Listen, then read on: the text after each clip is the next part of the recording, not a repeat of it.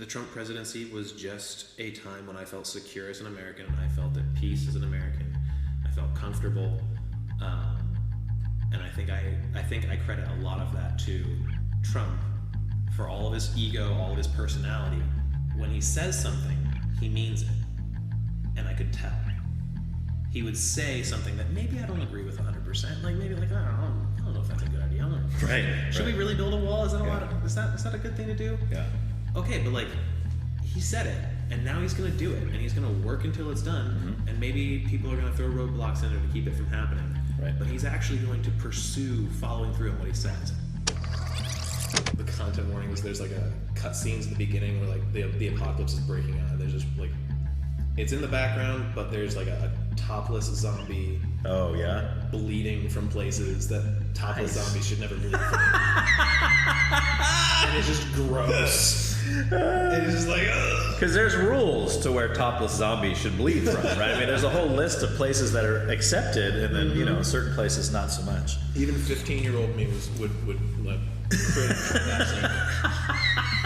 So that might be the strangest thing anyone has ever said on here before. So that's the part that I actually don't like. Don't tell me about like how much you loved my singing. Tell me about how much you felt the presence of God. Like, okay, that's great, but like don't compliment me in that. Don't pick me out of that crowd, because we're doing it together, and we're doing it in order to lead your heart towards a sense of worship, so that you can focus on the message, that you can be brought into this attitude of presence with God, so that you can hear from Him. Yeah. So like that's awesome. People tell me, oh man, I really felt the presence. It's just so inspiring. Great, awesome. Yeah. Oh man, you sounded so good this morning. Not what I'm. No. See, now you know what you did now. Because of being the personality that I am, and you saying that, now every time I see you, I'm going to say that to you. I'll be like, dude, you sounded, even the mornings when you don't sing, hey dude, you sounded great this morning. I was outside your window when you were singing in the shower. You sounded great, man. That's hilarious. Tens, hundreds of thousands of people are registered to vote in swing states that should not be registered to vote. Have you heard this out of Arizona? They discovered this glitch in the system. We just noticed that this list of people, exact names, are all registered to vote, and we have this computer glitch where we believed that they had provided documentation to prove that they were eligible to vote, but it turns out that they didn't, and we didn't realize that until just now. And so like a couple tens of thousands of people are currently registered to vote that shouldn't be registered to vote, but like, it's a one-off thing. Right. But that list keeps getting bigger. Last I heard, it was 200,000 people that are registered to vote that should not be registered to vote in a state where 20,000 votes swings the whole state, right? Which could swing the whole election. Now, what does the left say about that? So we're hiking back down, and we're hiking through the woods that we just came through, and the sun's breaking through the woods, and I'm just feeling that moment again, that redemption, that cherish, that value, the love of God for me. And I remember that prophecy, that word that she gave me. Right. That I was on a hill. Yeah. I was on a mountain. Right. Overlooking the sea, and God wanted me to jump off and jump in. Yeah. And I walked back down the mountain. And I remember that, I was just physically there. Like, this was a real prophetic word. Right. That has been completely fulfilled in this moment. That even though I walked back down the mountain and walked through some tough times, the Lord was still there with me. Right. He didn't abandon me. He didn't forget about me. He didn't let me go.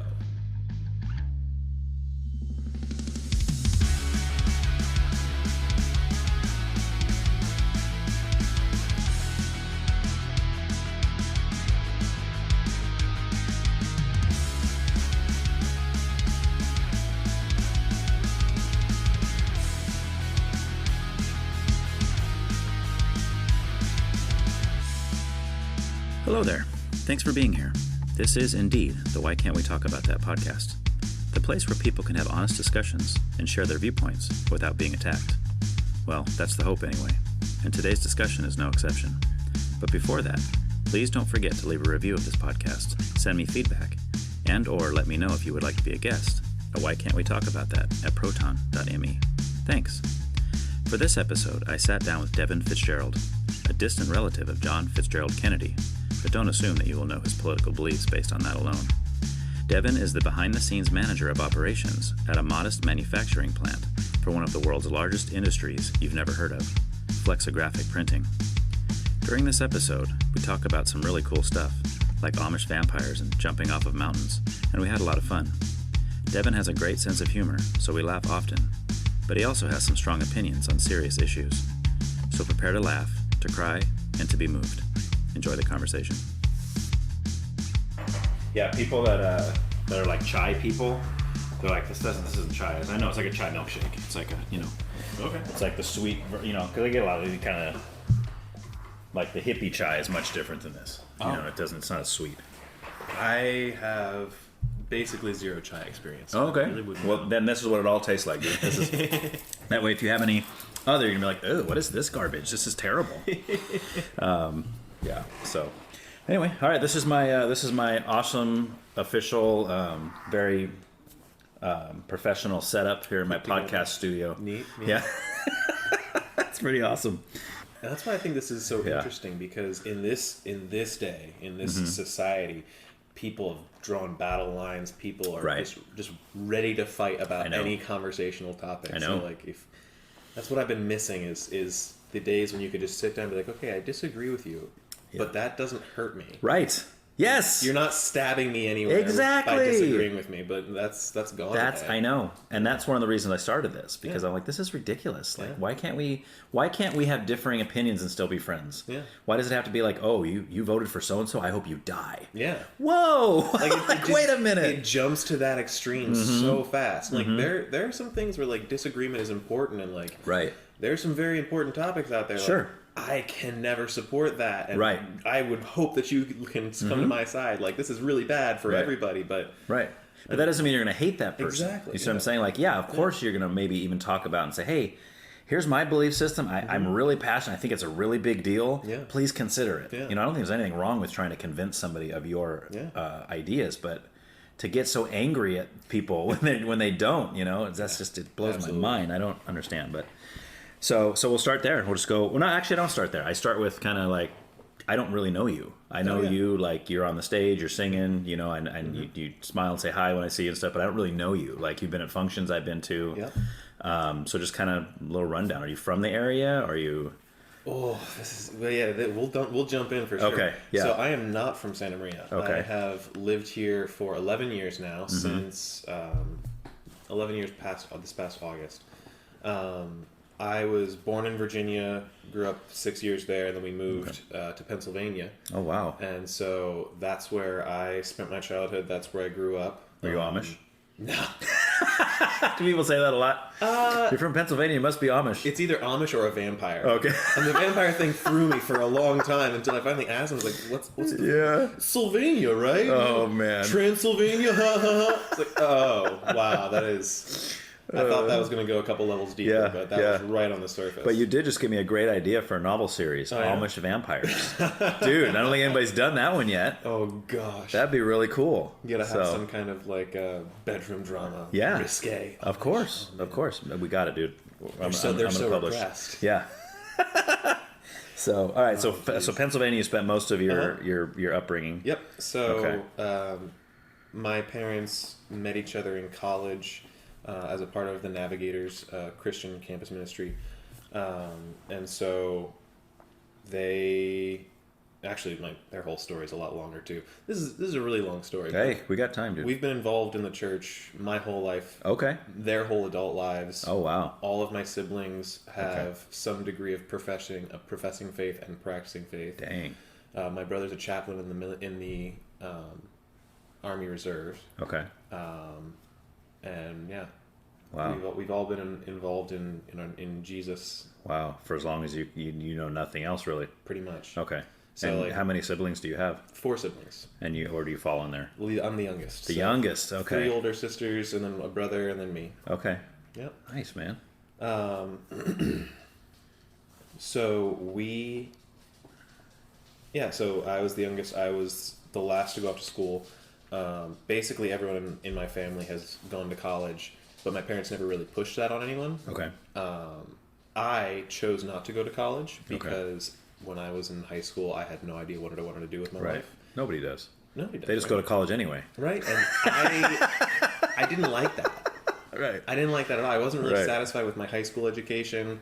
I wasn't looking for additional education, especially when it cost so much money and when I had no idea what I wanted to do. Yeah. So I wasn't about to go into debt to figure that out. So come senior year, second semester senior year, I've got no plan for fall. I don't know what I'm doing, and my mom's like, this isn't good. Right. And so she had recently reconnected with one of her friends from college. Okay. Her son was going through this 10-month discipleship training program, kind of like YWAM, Okay. but a little different. Same sort of structure, different organization. So he was in Honduras at the time, and she was like, hey, you should really check out this website. Yeah. My college friend has reconnected with her. Her son's doing it. He's loving it. Like, it'd be a great thing for you to do next year. It's a gap year program. Great, Mom, cool. Like, okay, Yeah. what's the URL? Just write that down. Just post a note on the computer. Yeah, sure, I'll look into it. And then forget about it. Oh, yeah. Look at that computer screen playing video games every day, all day. Yeah. See the post-it note. Yeah, whatever. It's a URL. Cool. And then she'd bring it up every now and again. Like, hey, Okay. did you check out that website? Oh, no, I'll do that. I'll do that. Yeah. And so one day, this is probably March or something Okay. of my senior year. Okay. She comes downstairs to where the computer is, and she's like, "Oh, hey, have you checked out that URL yet?" No, Mom, I'll get to it. And yeah. playing a game, and she did something she has never done, ever, before or since. She sat down behind me and watched me play the game, Oh, wow. and for a second, I was playing. What? Like, what are you doing? Nice. So, like, easiest thing ever. Pause the game, Yeah. open a new tab, type in the URL, and just from the homepage, I just felt it. Probably for the first time, I felt that draw towards Right. Jesus and felt that draw towards something, Right. something adventurous that wasn't just like a secular adventure. It was this invitation to go deeper with Jesus, which was something I was really needing at the time. So 15 seconds of looking at the homepage, I'm like, this is where I'm going. Now, what's interesting is it could have been that however long that post-it was sitting there, I don't know, Yeah. if it's like 6 months or whatever, Yeah. but like 6 months ago, you might not have been ready for that. Yeah. Like the Lord may not have prepared your heart to get that yet. Specifically, yes, for sure. My junior year of high school was great. It was basically my best year. My senior year of high school was awful. I got braces that year, so I played trumpet. Dang, that late in the braces and senior year. Yeah, Wow. it was rough. That's terrible. So yeah, I played trumpet. So braces in my senior year, my trumpet playing shot. Yeah. I broke my friend's leg, like shattered it accidentally by flipping his quad onto him. Oh. Yeah, so like Were you guys that- on the same quad? So it was a side by side. Oh my gosh. The whole day was a rough day, and I was just angry and letting it out. Yeah. Flipped it and rolled it onto his leg. Shattered his leg. So like that was a rift in our friend group. By the time second semester rolled around, I was basically friendless and alone. Yeah. And just stripped away like this piece of security, just stripped away one by one all senior year until springtime comes, and I've just got nothing. I've got no plans. I'm just sitting there. Yeah. Just burning out. And yeah, so exactly. Wow. God was making a way for me. Right. God was preparing me for that moment of like, I have nothing left in myself, and now I see this opportunity to invest more in my relationship with you, Jesus. So I sign up for this program and start fundraising. I end up heading out to Minneapolis that next fall after graduating. Okay. And going through their course, which was like the first half was education, like fundamentals of Christianity, and then deeper theological principles and understanding. So is this like almost like a training for ministry kind of Pretty much, thing? yeah. Okay. Yeah, it was kind of like a seminary, but just crammed into 10 months. Wow. And in Minnesota of all places. yeah, In Which, the coming towards the winter. yeah, Which is terrible. it was like the most mild winter they've ever had. Oh, good. And it was still like pretty cold. Yeah, I bet for somebody that. Well, I mean, I guess you're from back east Yeah, anyway, but we have cold winters, but like Right. Minnesota hit different. oh yeah, I heard it's. I've never been there, but I know people from there, and they don't want to go back. Yeah, Right. especially having come to the Central Coast. Yeah. It's something else entirely, but Right, it's right. it was good. Yeah. And then so we do the our first outreach which was to Honduras. So, which is where exactly they were anyway. Which is where they were when I first heard about it. Okay. Here you go. So, I'm in Honduras. We're doing basically like a VBS for the fun. churches there. Okay.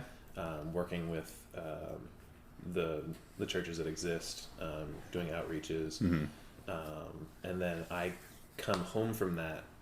Basically, takes a full day of like driving in a van, staying in an airport, flying in an airport, sleeping in an airport, wow. flying again, just to get through all my connections to get back home for like a winter break.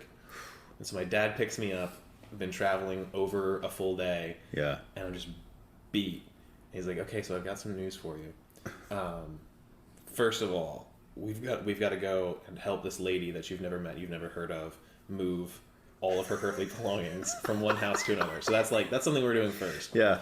But then also, when you get home, there's this family with 2 young kids that are living with us right now. Oh my gosh. And it's just not really like a quiet house right now. Nice. Oh, cool, yeah. Dad.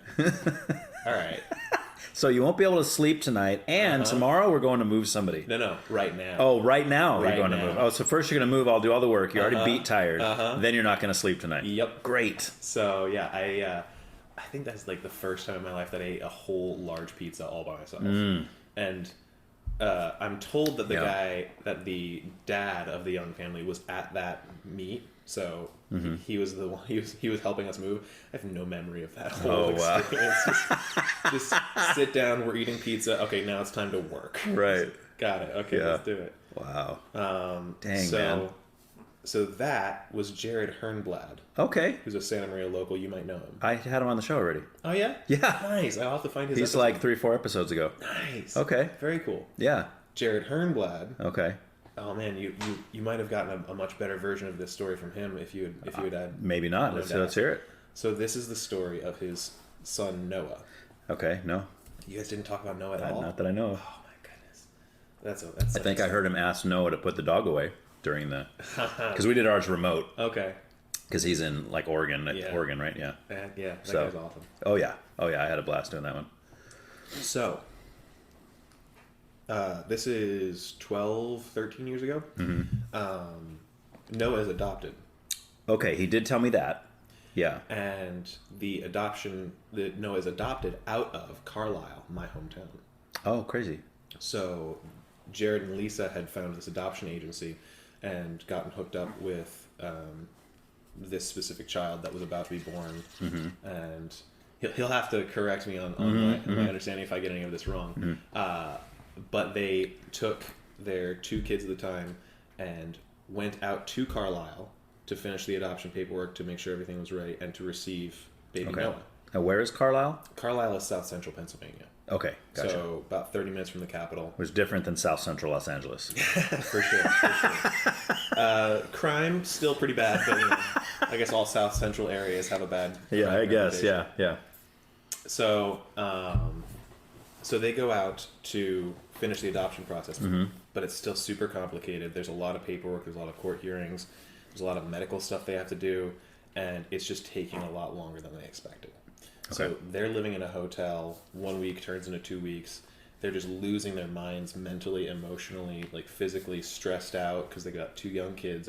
And so they're like, we can't take it anymore. We need some fellowship. We need some Christian believers. We need to go to church. Right. We haven't been to church in 2 weeks. So they do a Google search for a church that was similar to their church here on the Central Coast, which was the Gospel Church at the time. Oh, yeah. Up off Fest. Brian Stolte, yeah. Yeah. Okay. So they Google search and they find a place and like, okay, we're going to go there. We're going to go to like their meet and greet luncheon. Now that's not my home church, but it is a church that was started by my home church's youth pastor. Okay. It was like a branch off kind of thing. Yeah, unaffiliated, but yeah. So he felt called to something more. He was like, I want to start like a real church for the inner city. And he went out and did that. Cool. So he had recently invited my parents to come and do young family mentorship because they were empty nesters at this point. They had nothing going on.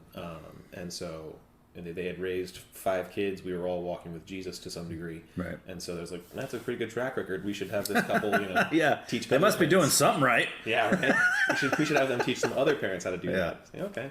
So they were like, yeah, sure, we'll absolutely come check it out. Okay. Happy to do that. So they show up at this meet and greet luncheon, and they see in a back corner all by themselves a young couple, 2 kids crying, Oh, wow. gray faced, Yeah. middle distance stare, just dead in the face, eating their spaghetti by themselves. Well, hey, Yeah. this is what we're here for. I so- mean, if you're crying while you're eating spaghetti, that's got to be some pretty dire circumstances. Oh, man, I mean, because spaghetti always makes you smile. I mean, you got to be really dealing with something heavy. Yeah. So they were in the middle of it. So they go over, introduce themselves. Yeah. They sit down, have a good chat, Mm-hmm.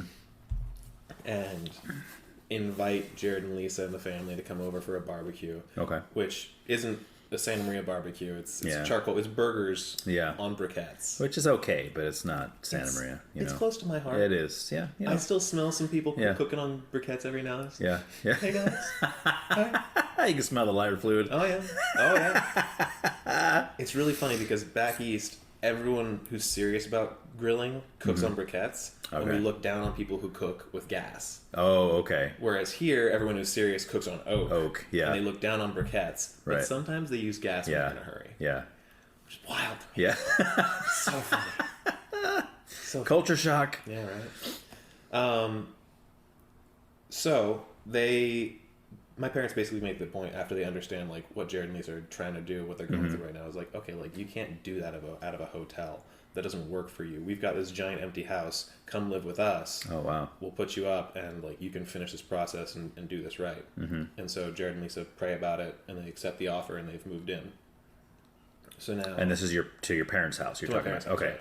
So like this is all happening while I'm in Honduras. Okay. I get there, they're there. Oh, this is the family Uh-huh. that your dad's like, hey, just so you know. Uh-huh. Oh, crazy. So I get there, they're already there, and baby Noah is just being born. Okay. Thing about baby Noah is he was born with holes in his heart. Oh, so okay. An incompletely formed heart. Was it tetralogy? Do you know what it... I don't know. Okay. I don't know. Because my older son he had to have open heart surgery. He's had 2 so far. Dang. He's 22 now. Yeah? But he had his first one when he was like 6 months old. Yeah. So- something very similar at least, Okay. yeah. Okay. So apparently the mother had known about this Mm-hmm. and had concealed that information. And so now this kid just blindsides everybody. Noah's born, he's already dying. Wow. He's too small to do open heart surgery on. Mm-hmm. So Yeah. they get the whole, like, they're just like at their wits' end holding on to this brand new baby that's theirs but is dying. Right. And so After all that, already dealing with all that all already. that, yeah, yeah. it's nuts. So they get they basically get the last steps of the adoption process expedited because of this, so that they can get him home and get him up to Stanford and get him down to LA. So what's the children's hospital in LA? I can never remember. UCLA? I think probably. Okay. That's where my son went, was UCLA. Well, he started at Cottage in Santa Barbara, then he went to UCLA. Yeah.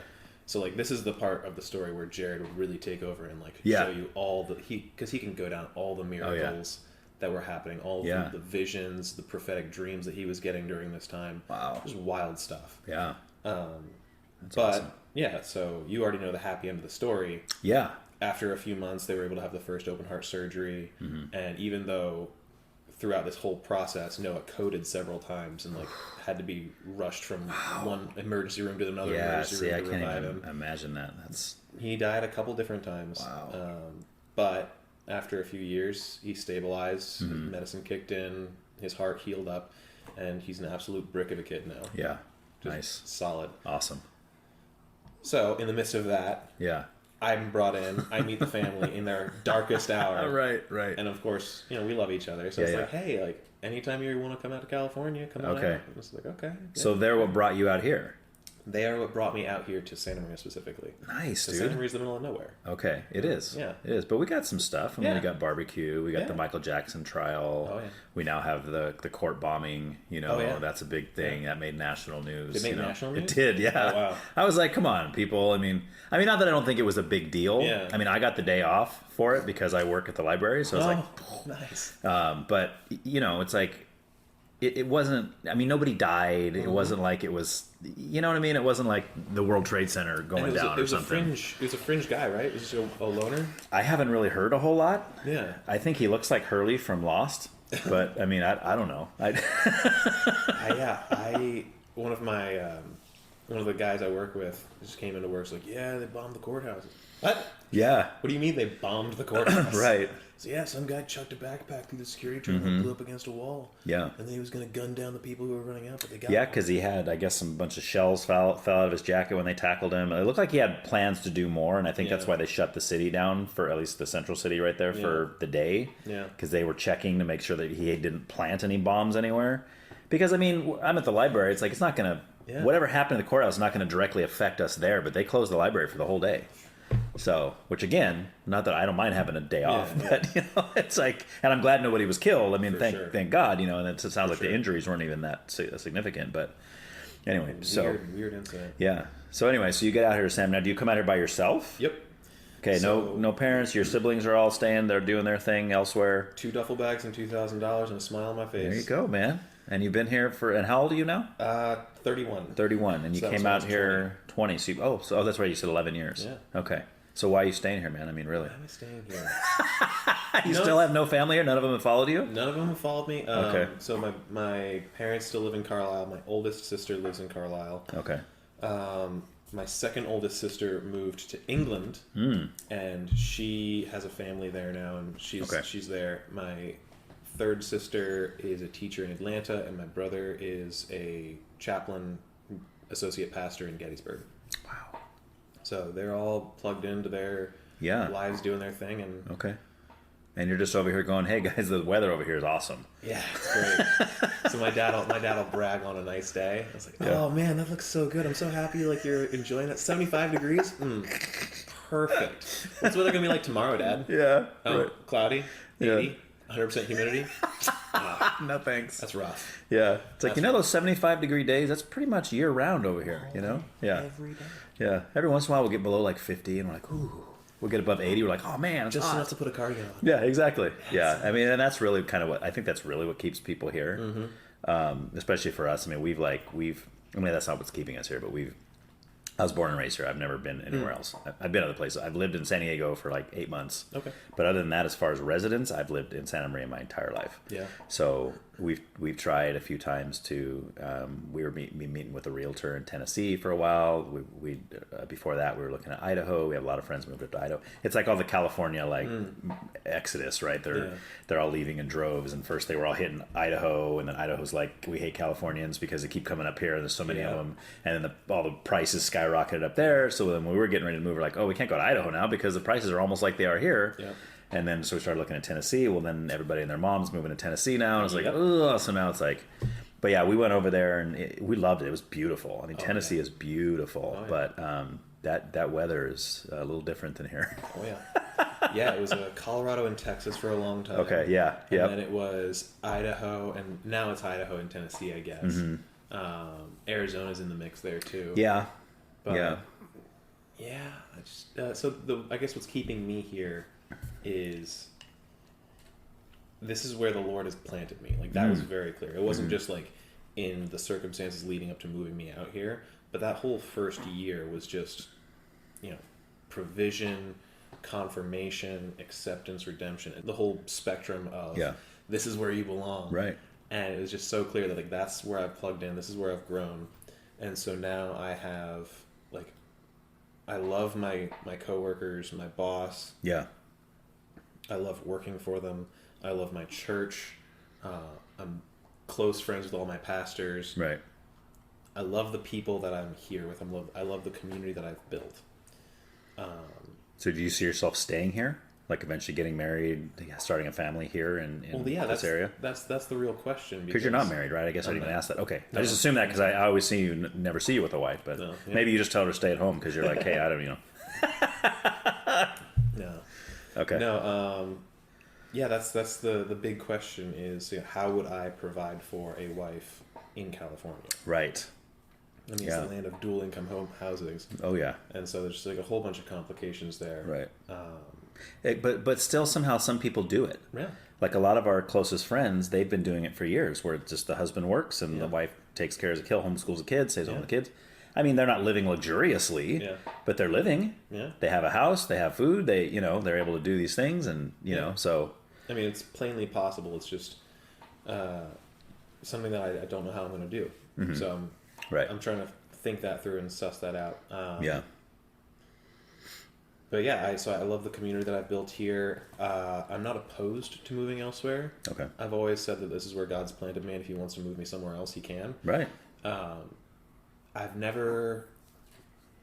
I guess I would say that, but somehow that speech never really sank into my heart. Like, I just never believed that he would move me. Oh, okay. This weird sort of dichotomy. Well, maybe that means he wants you here. If he wants me to move, he can just tell me to move, and I'll do it. It's like, well, yeah, but he's never going to tell me to move, so I'm going to be here forever. It's fine. And you're okay with that, though? Yeah, I'm okay with that. I mean, that's what matters. Is your heart is willing, regardless, whether he wants you to stay here till you die, or he wants you to, move somewhere else. It wasn't until recently, I think this past summer, I went on a road trip and did some western states. I just saw some of those places that I'd never seen before. Like what? Like up through Oregon and Yellowstone. Okay. Oh, Yellowstone's Wyoming. Yellowstone, Wyoming. Okay. Idaho. Nice, man. Just gorgeous. Oh, it's beautiful. Places. Yeah. And I'm thinking the question I expected to get when I came back was like, so when are you moving to Idaho when you move to Wyoming? Yeah. It's like, all right, well, that's funny. And so I was sort of thinking that through and preparing for that question. Yeah. And the answer that came to me is like, I mean, I could move there. I could see myself being happy and living there. Right. But really, the thing that I see more in those places that California doesn't have is a family-friendly atmosphere. Right. California doesn't feel family-friendly. No. It doesn't feel... And it's getting worse. Yeah. Yeah. So... Thanks to our buddy Newsom. Yeah. So those areas feel like a good place, a safe place to raise a family. Yeah. Oh, yeah. And that's something that's very important to me. Right. So you might have to relocate. So that's how I've been torn this past 4 or 5 months. Between continuing to invest in California, continuing to invest in my life here, or being open to transplanting again. Nice. So I don't know. Yeah, I got to give Wyoming another chance because we didn't get very far in. I've never been to Yellowstone. My cousin loves it. It's his favorite place in the whole world. He lives up in Washington State. They love it up there, but he loves Yellowstone. But one time we had some friends that used to live here but now live in Utah, and we were visiting them, and we were just kind of driving around and checking stuff out, and we were right by the Wyoming border. We're like, hey, we should go into Wyoming, right? So we just we're literally right across into Wyoming. I mean, you can still see the sign that says "Welcome to Wyoming," and there's this diner, right? And dude, we walk in there. It was for lunch. I can't remember if it was lunch or dinner. It was one of them. But anyway, we walked in there, and dude, it was like every single head turned around and looked at us. Like, I don't know, we were just emanating California, it's like, these are California. They just looked, I was like, dude, what is going on, man? And my buddy, he's been in Utah for years at this point, right? It wasn't like he was brand new. He must have still smelled like California too.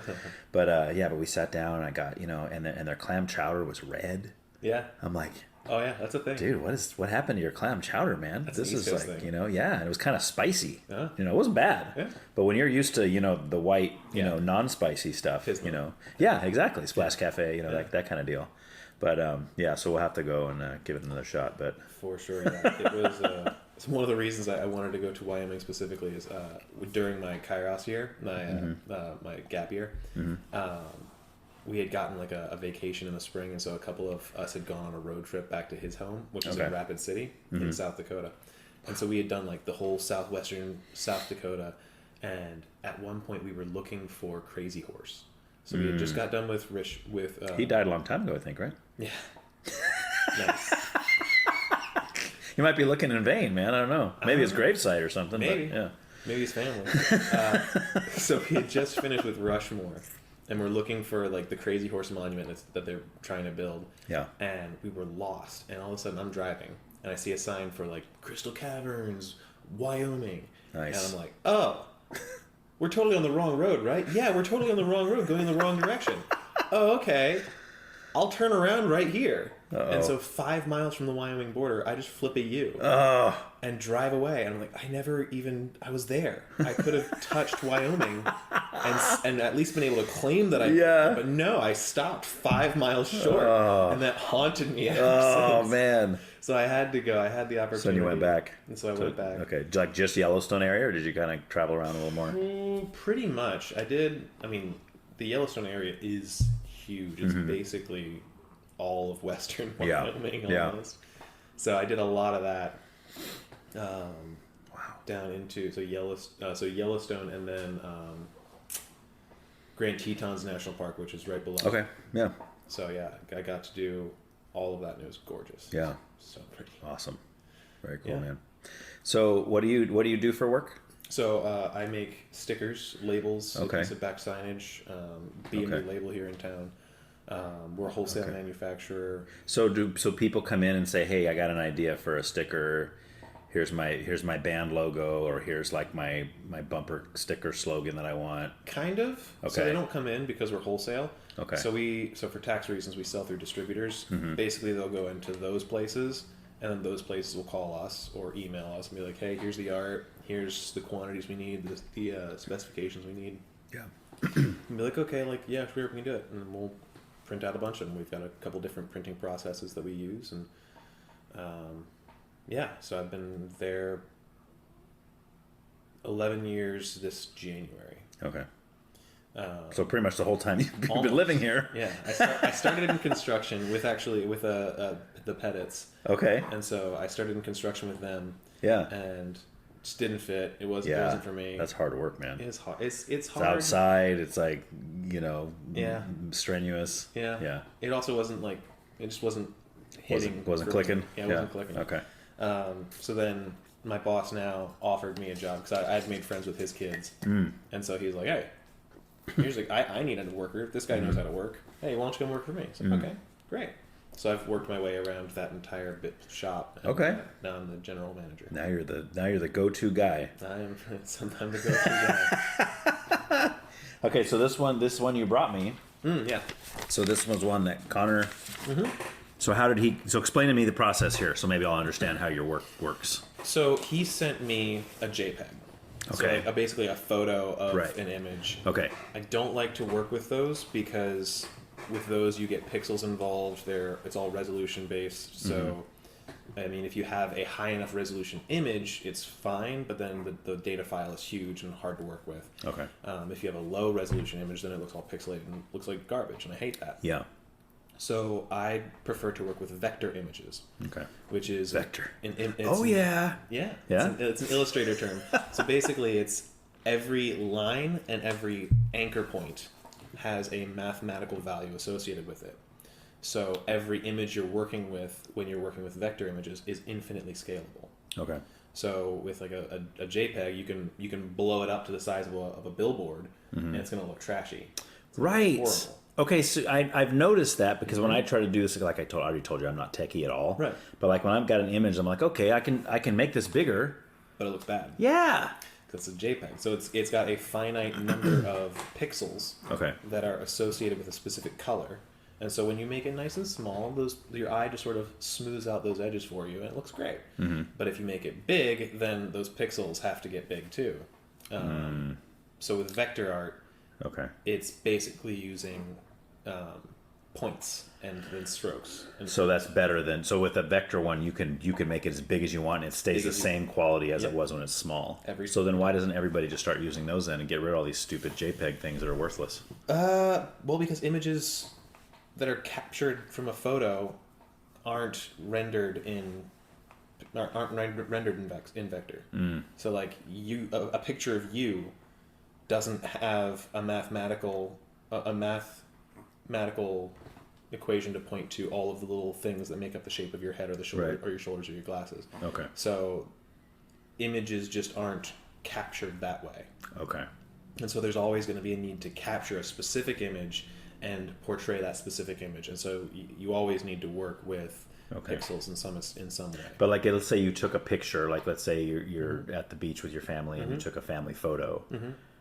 Can you take that photo and make it into the vector thing, or do you have to start with the vector thing to begin with and then make the, like, do you need a special piece of equipment, like a vector camera you'd have to take with it, or like how does that work? So you would take it with a you'd take it with your picture, and then there's tools inside of Illustrator that will allow you to convert something to a vector image. So you can convert any image to that? Basically, but it's limited because it's a computer trying to interpret the pixels. And so it's kind of rough. It's not perfect.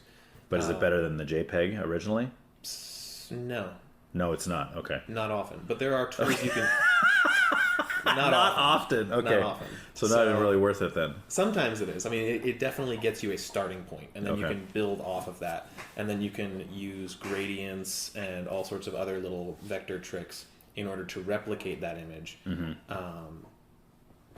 But it's still probably, if you wanted to create a vector image from a pixel-based image, it's still, you're going to lose information. Okay. It's not going to be as detailed unless you're some kind of Illustrator genius and you can just do that. Okay. Which, I've seen some, they're really impressive. Right. Yeah. So, he sent me this image, and I don't like working with JPEGs too much, but the whole thing was JPEG. Okay. So what I did is I did a clipping mask around the substance of the image. Okay. In order to sort of like get rid of all that text, which was all nasty and pixely and had flecks from wherever they scanned it. Right. And so I kept the substance of the image, that's a JPEG in the middle, and then I recreated the text on the outside in the same style. Okay. Using fonts that I had, and then just copying it and sort of tracing it over the pixel image in vector. And so that outside banner is all vector image. The inside is all high resolution JPEG. Okay. And it worked out. So how long did it take you to do all that? The digital side of it was about 30 minutes. Okay. So, I mean, I've gotten pretty good at it. Yeah. That would have taken me a lot longer. Yeah. And it's cool because this is like the punk rock Christian like mantra right here. Yeah. Rebellion to tyrants is obedience to God. Yeah. That's hardcore, man. Yeah. That's like, I mean, I know there's probably a lot of Christians that might be like kind of uncomfortable by that. For sure. Like, well, rebellion against what do you mean rebellion? I'm supposed to do whatever everybody tells me to do all the time, right? Yeah, no. You know? Yeah. I mean, that's what I tell people all the time. You know who's like one of the most punk rock people on the planet? Jesus. Yeah. Absolutely. And I'm not saying he had a mohawk, but I mean, you talk about going in the face of the system. Yeah. You know, I mean, he was constantly talking to the religious Jews of the day, telling them, hey, I know you believe this your whole life, but it's not right. Yeah. And a lot of the things that he said lend themselves specifically towards rebellion to tyrants. Right. And rebellion to tyrannical quote authorities. Right. That are overstepping their bounds. They're doing what God says not to do. Well, see, and that's the kicker, right? Yeah. Because we are told in Scripture to obey the governing authorities unless they go against God. Right. Which is, and then when Peter said, when they were told, do not preach on this name anymore. And he says, you decide if it's between, whether we're supposed to do this. Is it better to obey you or God? Yeah, exactly. There you go. Yeah. And it's like, and that's the key thing, so I think, even though we have government that we don't like, sometimes we disagree with and all that kind of stuff, well, we still got to follow it. We still got to obey. We have laws we may not agree with. We have to follow and obey, unless the law is contrary or even flat out sin, like telling you, you have to do such and such that's sinful. It's like, nah, I'm following God above man no matter what. But okay. That's cool, man. So it's that's really cool. So I really love like images and the meanings that can be associated with an image and the symbology that's behind it. So when I saw that, I was like, oh, that's so cool. It's got all the elements right there. Yeah. So tell me again, what's happening in the picture? So at the top, front and center, we see the pillar of fire surrounded by the pillar of cloud, which was God in the... Just led them through the desert. Led them through the desert. Okay. And then on the left-hand side, we've got Moses reaching out over the Red Sea. And in some versions of this, there's actually a trail of fire that extends over towards Moses. Okay. To show the connection of relationship there. But then in the lower right-hand side, we see the Egyptian army, who actually looks kind of like a Roman army to me from they do. This image. Yeah. But it's supposed to be the Egyptian army, and they're being swallowed by the Red Sea, and the chariots are flying everywhere, and Pharaoh's there with his sword extended towards God. Wow. That's really cool. And what's this up in? This is the pillars up here in the sky. That's the pillar in the sky. Very cool, man. Yeah. Yeah, that's cool. Awesome. She making your lap hot? A little bit, yeah. Needed to sit up too. Yeah.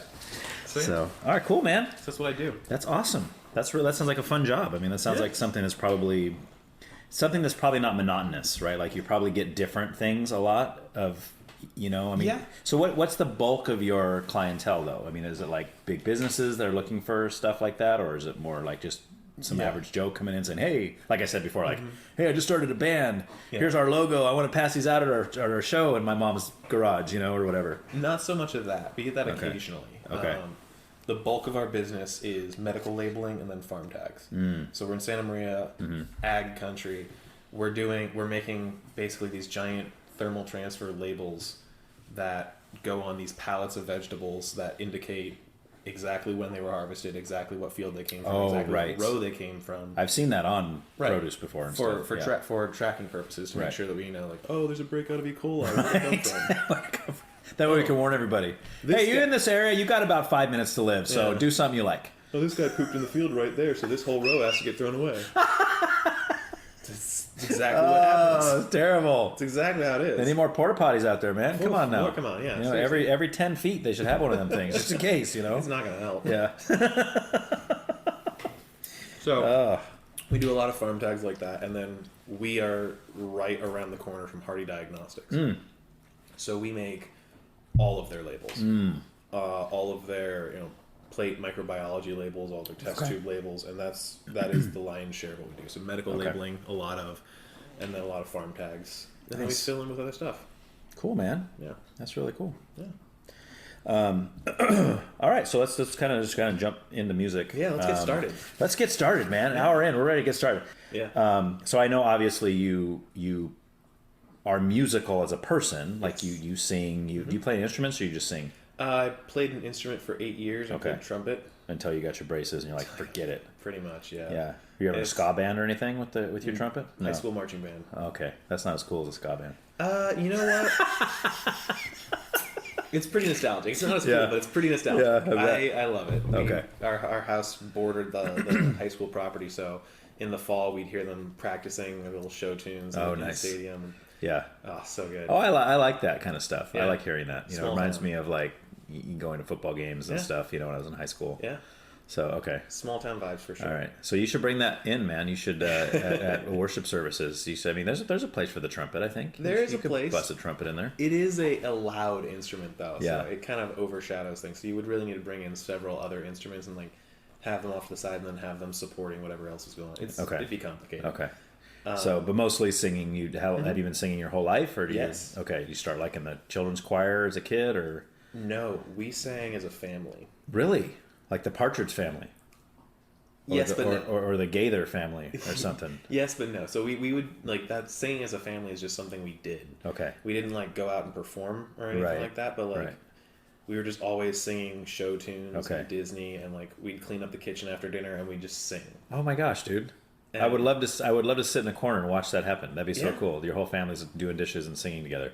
Do you guys all sing well? Or is it just like a yes. inherent kind of hereditary thing? Yeah, I think so. I think there's only one of my siblings, so I don't really remember hearing sing that much. Okay. Though I have a feeling she can. She's probably the best singer of all you. Maybe. She's just hiding it. Maybe. She'll bust it out one day and you'll see her on like MTV or something. I'll lose my mind. But yeah, so she's also the only one who wasn't involved in band. So we all sort of like came up through band, and then we're singing together as a family. Okay. And so singing's just something that I've always known. Yeah. And then working through band really helped me get over any kind of stage fright. Okay. So it's pretty easy for me to get up on stage and no nerves at all, sing. Huh? There's been like once or twice when I've been nervous. Okay. But that's it. Now, when you're up there, you got the whole band with you, obviously. Yeah. And even when the parts where you're singing kind of lead, you still have background singers. You have like, does that help that? Like, if you were like doing American Idol and it was just you singing on stage all by yourself in front of all these judges, would that make you nervous? It might. Okay. Especially if I'm there to be judged, that could easily make me nervous. Right. I guess you don't really get that at church. No, yeah. You know, all these people are looking at you like, all right, man, you better be singing good or I'm out the door. Seriously, well, sometimes people are like that, though. They are, but those are the kind of people I'm like, you shouldn't be here anyway. We don't want your kind here anyway. No. Just like, okay, come back for the service then, and then after a few weeks of just the service, maybe I'll change the tune. Right, exactly. Yeah, no, I can get nervous, especially if I'm like really trying to present something. Mm-hmm. But with worship, like that's the thing. It's not about my presentation. Right. It's about my pouring out my heart to God. Sure. And so I don't. It doesn't make me nervous to pour my heart out to God. Okay. And is that kind of how has that been like your venue for singing your whole life? Since you grew up in the church, has it been kind of like when you sing, it's more like that, or have you ever been like involved in like a rock band or anything? Or has it been more like kind of worshipy kind of stuff? Yeah. No.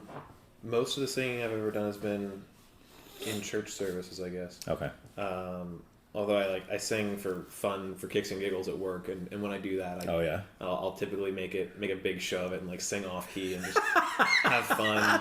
And do your employees think that's pretty funny or what? Sometimes. Yeah. You do it when they're there, right? I assume. Okay. I do it in front of them. Okay. Nice. I think I'll have to ask James what he thinks about that. Right. He'll probably have some stories.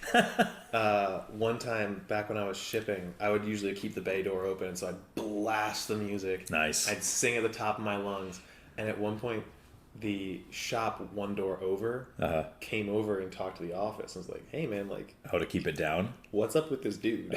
What like not like we want him to shut up, but like." Right. What's the matter with your dude? Yeah. It's like, yeah, he's just that way. Is he like going up for American Idol? I don't think so. All right, well. But that's got to be a compliment, right? I mean, you think I'm good enough to go off American Idol? Hey, thank you. Especially when I'm not even trying. And you're screwing around, It's like, you should hear me when I'm trying. Yeah. Goodness, oh man. Simon Cowell will be giving me the golden buzzer right away, man, Oh gosh.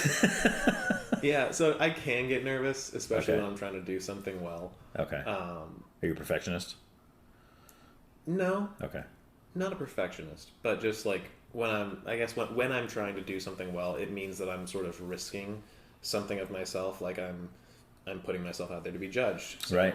That's true. Those are the moments that I can get nervous. Okay. So I'm not immune to it, but it just doesn't it doesn't happen often. I would be freaking out like, and I've seen this happen on stage, not necessarily with you, but like with anybody. I mean, any church I've been in. Mm-hmm. It happens where like the singer will start at the wrong time, or and you can, and they know it as soon as it happens. Like, God, yep. And they're like, and they kind of smile to themselves, like, oh crap, and they're thinking like everybody's just staring at me and laughing at me. But the thing is, most people in the congregation, most of them didn't even catch it to begin with, and then the ones that did are already over it, But the person it happened to is probably thinking about that for weeks. It's like, oh man, what an idiot. That's what I would worry about, I guess, if I was up there. That'd be my concern. You sort of laugh it off. Okay. I've done it a couple times. Yeah, okay. Just like, yep. You got excited. Yeah. Like, I'm ready. Let's go, man. Or like, so on one particular occasion, for whatever reason, I just couldn't feel the beat on that one song. Okay. And so I was supposed to come in and lead it, and I couldn't I couldn't hear where I was supposed to come in at all. Yeah. And I was just sitting up there, and like one measure drags into two, and like I can feel the silence. Yeah. I'm sure other people can feel the silence. I'm looking over at Michael, and he's like, right. I don't have it right now, man. He's like, all right. And so he leads in, and then I was like, yes, okay, there it is. I've seen that happen too. Yeah. I can't. Maybe it was you. I can't remember if it was you or not, but I've seen him do that. Yeah. Like, and I can tell something's off because first of all, the music is going on a little too long without any vocals. Yep. But then Michael will kind of turn and look over this way, and I'm like, okay, that guy was supposed to start singing right there. That girl was supposed to start singing. Yep. That's just funny. So then you pick it up, you move on, you laugh it off. Yeah. I mean, it's again, you're not performing for accolade, or you're not performing for money. Yeah. As far as I know. I mean, I don't know. Maybe you guys do get a little money, Let's kick a little tithe money your guys' way. I mean, nope. It's a service unto the Lord, my dude. It's all for the glory of God and getting the crowns in heaven, right? I mean, you get different levels of gifts and crowns in heaven, I guess, I mean, it's just... Yeah. Which is a section of scripture I've never understood, so we won't get into that right now. The crowns and stuff. I'm like, we can talk on that. I don't even know. Yeah, rewards for the things. Yeah, we've done. That's not really why I do it, though. Well, I know that. Yeah, I'm not implying that at all. I was just joking, but but that is I've always wondered that, right? Because you're saved, right? You receive Christ, so now you're in heaven. When you die, you're in heaven. Yep. But then, like, is there some that are gonna be better than others in heaven? Like, hey, I got 2 crowns, you only got 1. God loves me more, or whatever. It just seems kind of weird to me. It seems like a human thing, right? To be like, look at all my medals, look at all my Boy Scout patches, look at. Well, don't forget the very next part of that same scripture. Okay. What we do with the crowns is we give them back to Jesus. Oh, okay. Because it's God that works in us to both will and work for His good pleasure. Right. Exactly. So, yes, we're saved. That's it. We're sanctified. Mm-hmm. We're going to heaven. Yeah. And then the rest of the time on earth is being faithful to what God has called us to do, being faithful to use the gifts, the giftings that He's given us, being faithful to win souls to the kingdom, and that faithfulness, that completion of the works that He's prepared for us, is rewarded in heaven. Okay.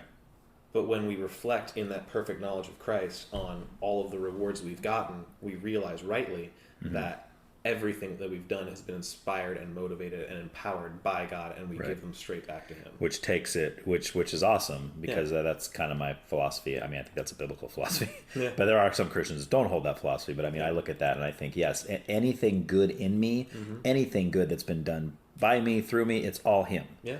Like, I can't take credit for any of it. I can't sit here and say, yes, God uses me because I'm amazing.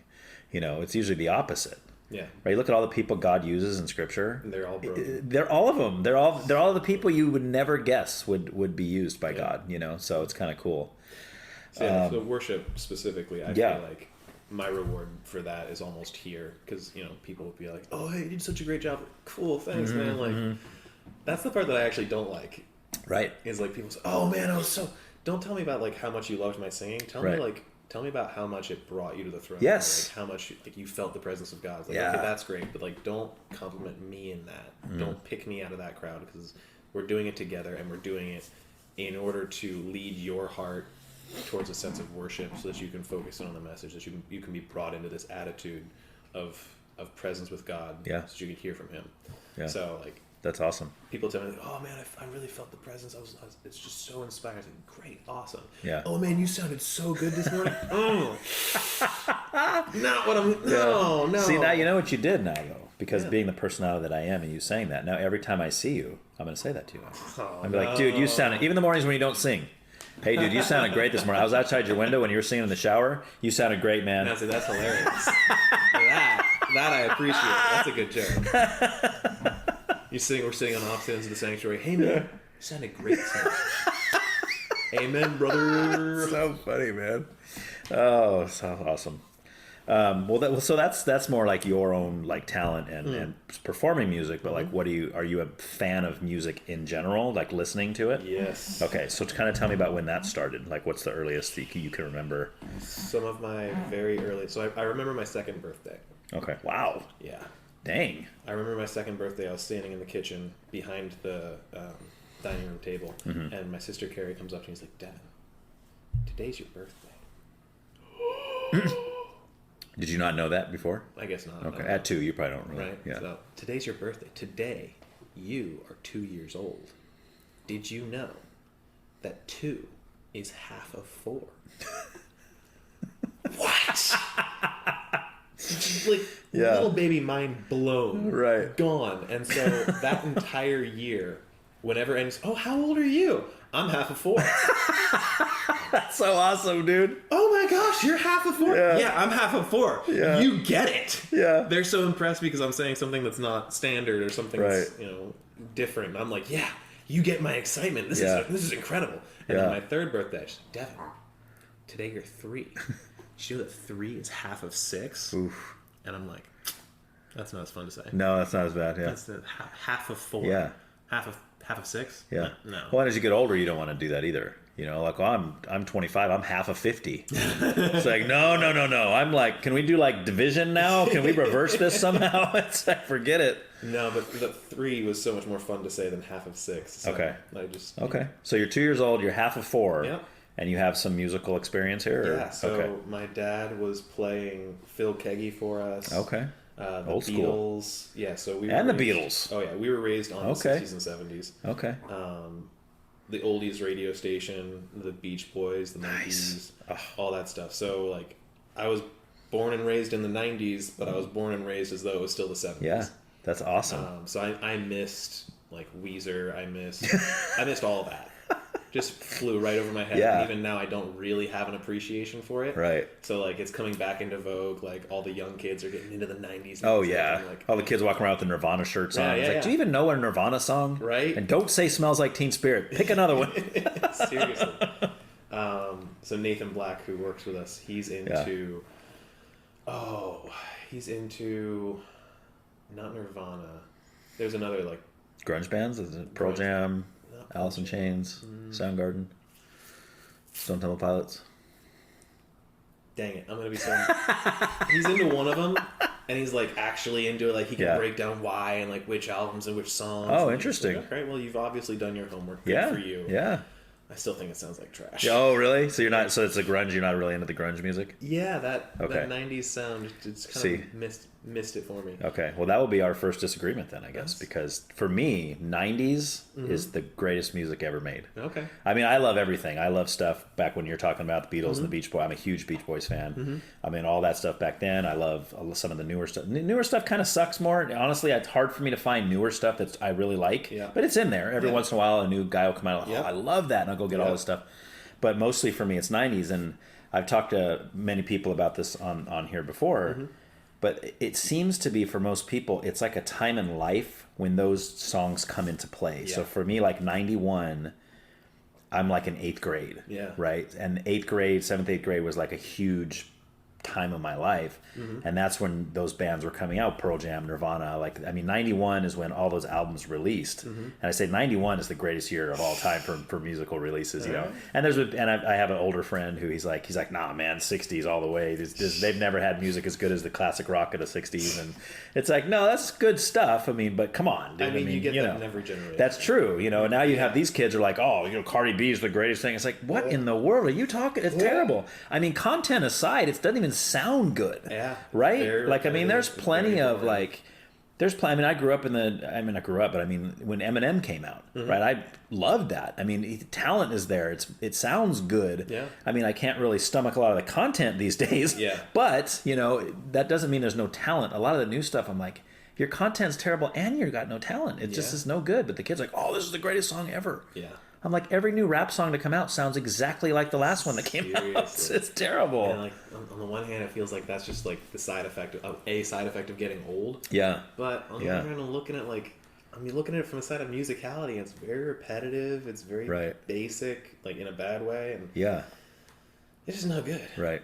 Now there is some '90s music that I did like. I did like the punk pop. Okay. offerings. Let's hear it. What do you got? So like Sum 41. Okay. A little bit of them. Yeah. A little bit into the more emo stuff, like Red Jumpsuit Apparatus. Oh, nice, dude. Yeah. A bit of that. Yeah. But like that's just like my rebellious side coming out. It's like, that's what I listen to when I want to like put on an attitude like, I'm gonna work hard. Hey, if that's your attitude music, you're doing pretty good in life, Yeah. I think. There's much worse stuff you could be doing. Throw on a little bit of the cleaner Linkin Park stuff. Yeah. Oh yeah, dude. So I've got like one playlist that I play every time I'm like out in the back, like working as fast as I can. Right, It's like, right. All right, we're gonna listen to this. We're gonna turn it up to the maximum volume. And if you can hear yourself think, we haven't turned it up loud enough. You're doing something wrong. Yeah. So- What do you think of, since you said Linkin Park, have you heard the new stuff with the girl singer? Nathan has shown me a couple of those songs. And Okay. they're not bad. No, I'm torn because I mean Chester was like amazing, and I listen. I'm not a huge Linkin Park fan per se of the whole band, but that first album, The Hybrid Theory, is just. I mean, that's one of the very few albums in existence that I can put it on and listen from beginning to end and never skip a single track because it's phenomenal.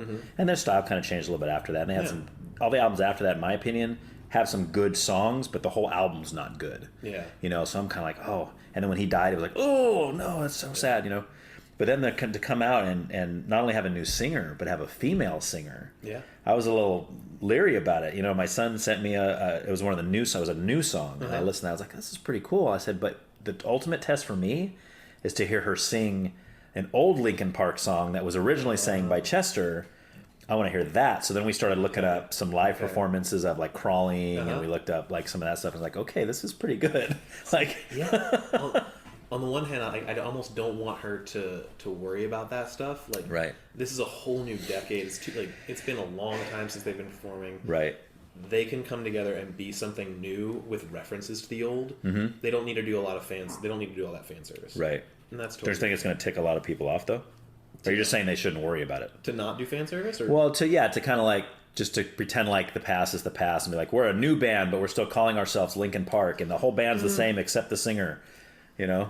I don't know. I think it's a fine line to walk, and I think they're probably doing a pretty good job of it. Mm-hmm. Because I think their focus should be in putting out new music, like this is our sound now, and just honoring the old music. Okay. So like not trying to rewrite and re-release all the old songs with the new singer. That would be awful. That would be an insult. But I agree for sure. Bringing them out, like this is what we can do. And we're going to redo all our albums now with the new singer. No, that would be they'd probably get death threats for that kind of thing. Scandalous. Like the Chester fans would be like, "What are you just trying to erase him from history or what?" You know.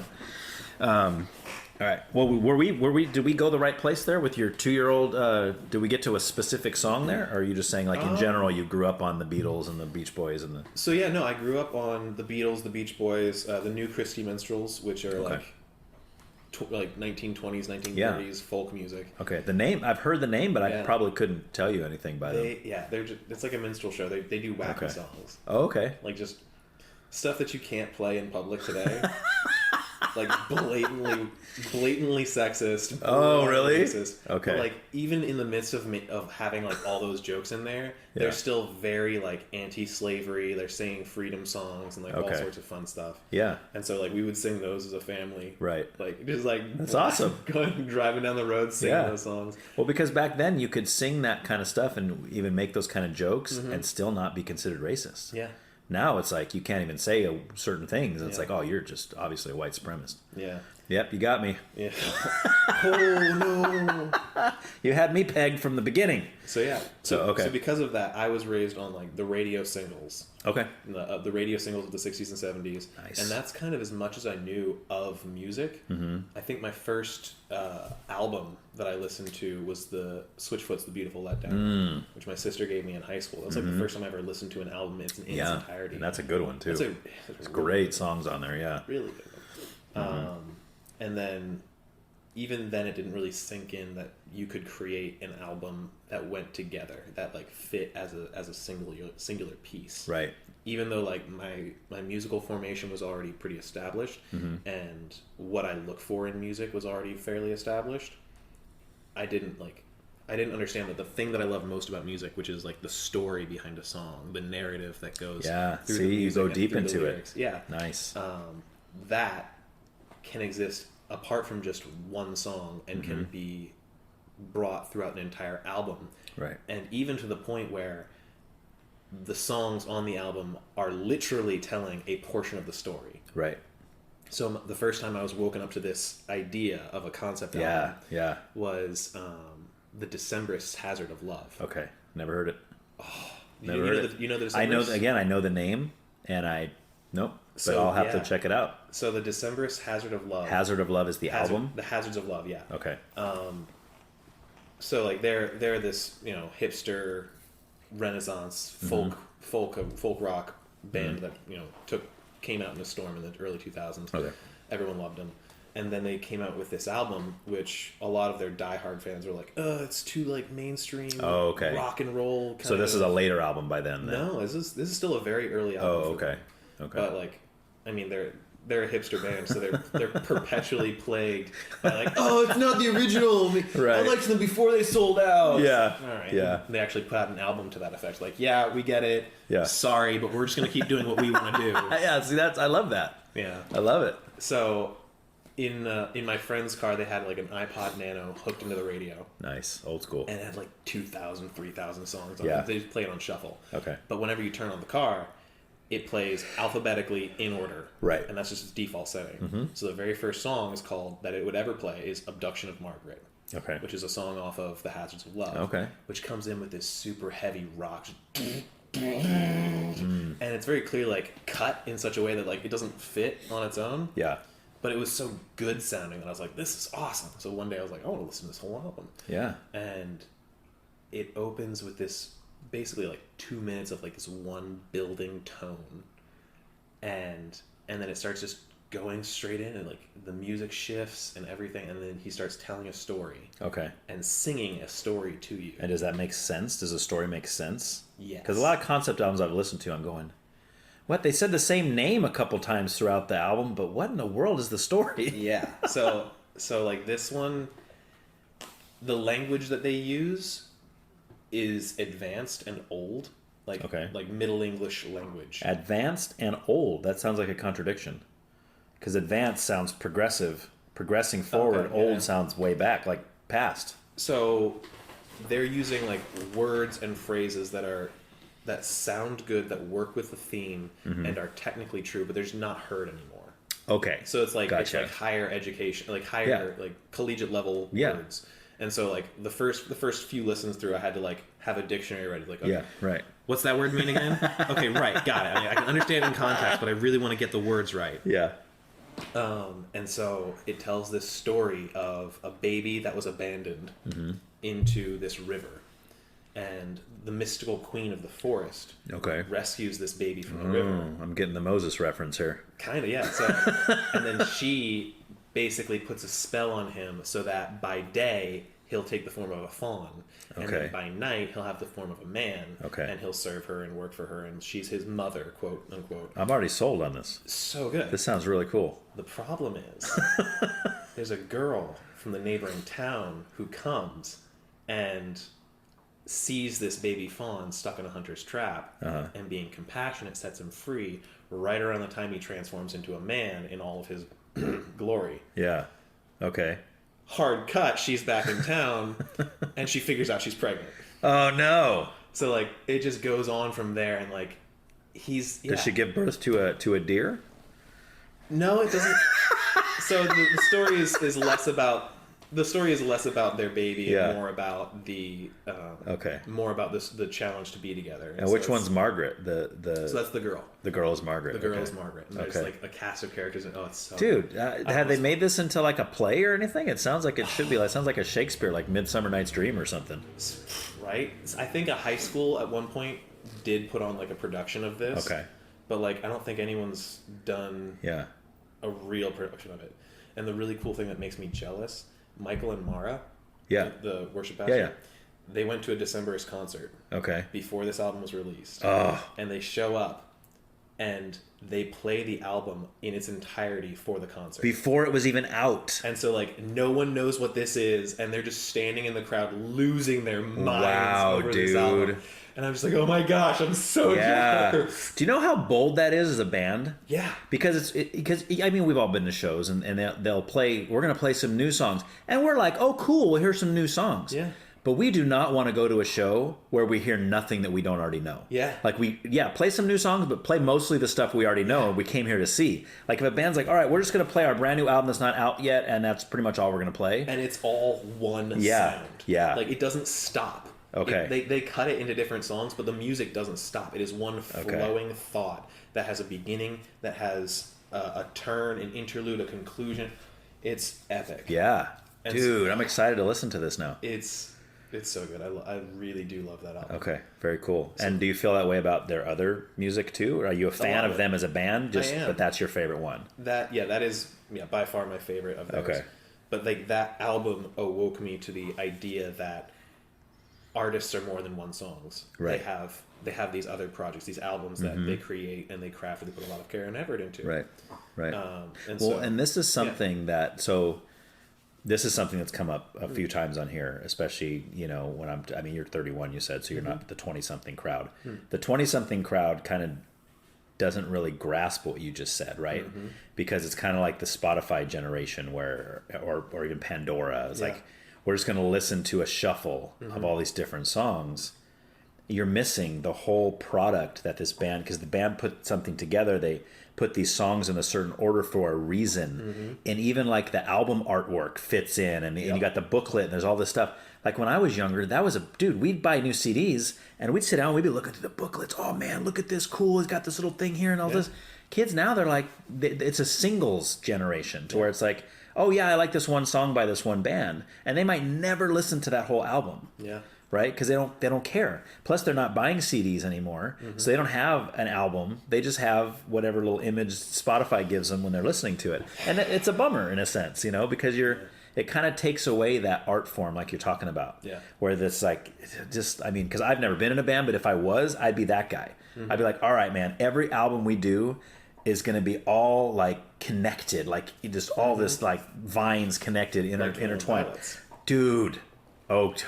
So like, dude. Thank you. I do like 21 Pilots. I do like a lot of their music. Okay. But I don't think that there has been a singular album that I've loved. Okay. And so like, I understand cognitively that they have woven this intricate tapestry over their entire discography. Right. Mad props. Yeah. That's really incredible. Yeah. But I can't really hear it. Okay. And so I haven't really been drawn into that world. Yeah. But I appreciate it for what it is. I'm drawn into it, but to say I understand the whole story is I would be lying. I don't, but the little bits I do get gives me chills. Like when they just released Clancy, right? And before, I don't know if you saw this, before the album came out, when he first announced the album, he put out like a little video of him talking, right? And he was explaining so much stuff about, and I'm going, oh my gosh, like it all makes sense, because when Scale and Icy came out, everybody's like, oh, this is kind of, I mean, it's okay, but it's like coming off a Trench, really? I mean, come on. Trench was great, and now we got this? What is this? It's like, sounds like 70s or 80s pop music. What is this, right? Yeah. But then you learn from the story, no, they were forced to make that album by Dima and all the people involved in there saying, okay, you need to perform for us. Yeah. So they put on, it's all part of the story. I'm like, you guys are so bold, and this is where I appreciate them so much. You guys are bold enough to put out a whole album that your fans aren't going to like very much, simply for the sake of the story.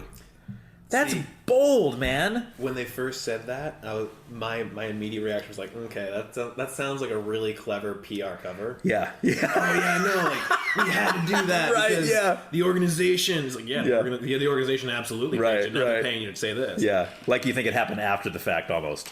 Yes. The album didn't sell well, so let's create a story of why. Kind of, but then I've heard other things about their continuing the continuing lore. I've heard other things that help me give credence to that story, and like, okay, so maybe they really did put out an entire album that they knew was going to be bad, and then just sprinkled it with a ton of like little seeds of inspiration. Like, so maybe and that album's grown on me, by the way. Now that it's still not my favorite, but there's some songs on there that I really like. Okay, it was just hard for me at first because it was like, again, coming off a Trench, and Blurry Face was, I mean, I go back to Vessel's when I came in. That's where a lot of people came in, was Vessel. Same, right? Yeah. The one that came in. That's kind of their, but then even going back before that, they got some good stuff. But I think Blurry Face, they had something special there. I know that's not a popular opinion because that's their big popular album with all the singles. But oh my gosh, dude. I mean, that, again, there's a no skipping tracks album right there. Trench, I think, played pretty well on that. Trench is pretty good. Really good, actually. But I mean, then coming off a Trench to go into Scaled and Icy, you're like, wait a minute.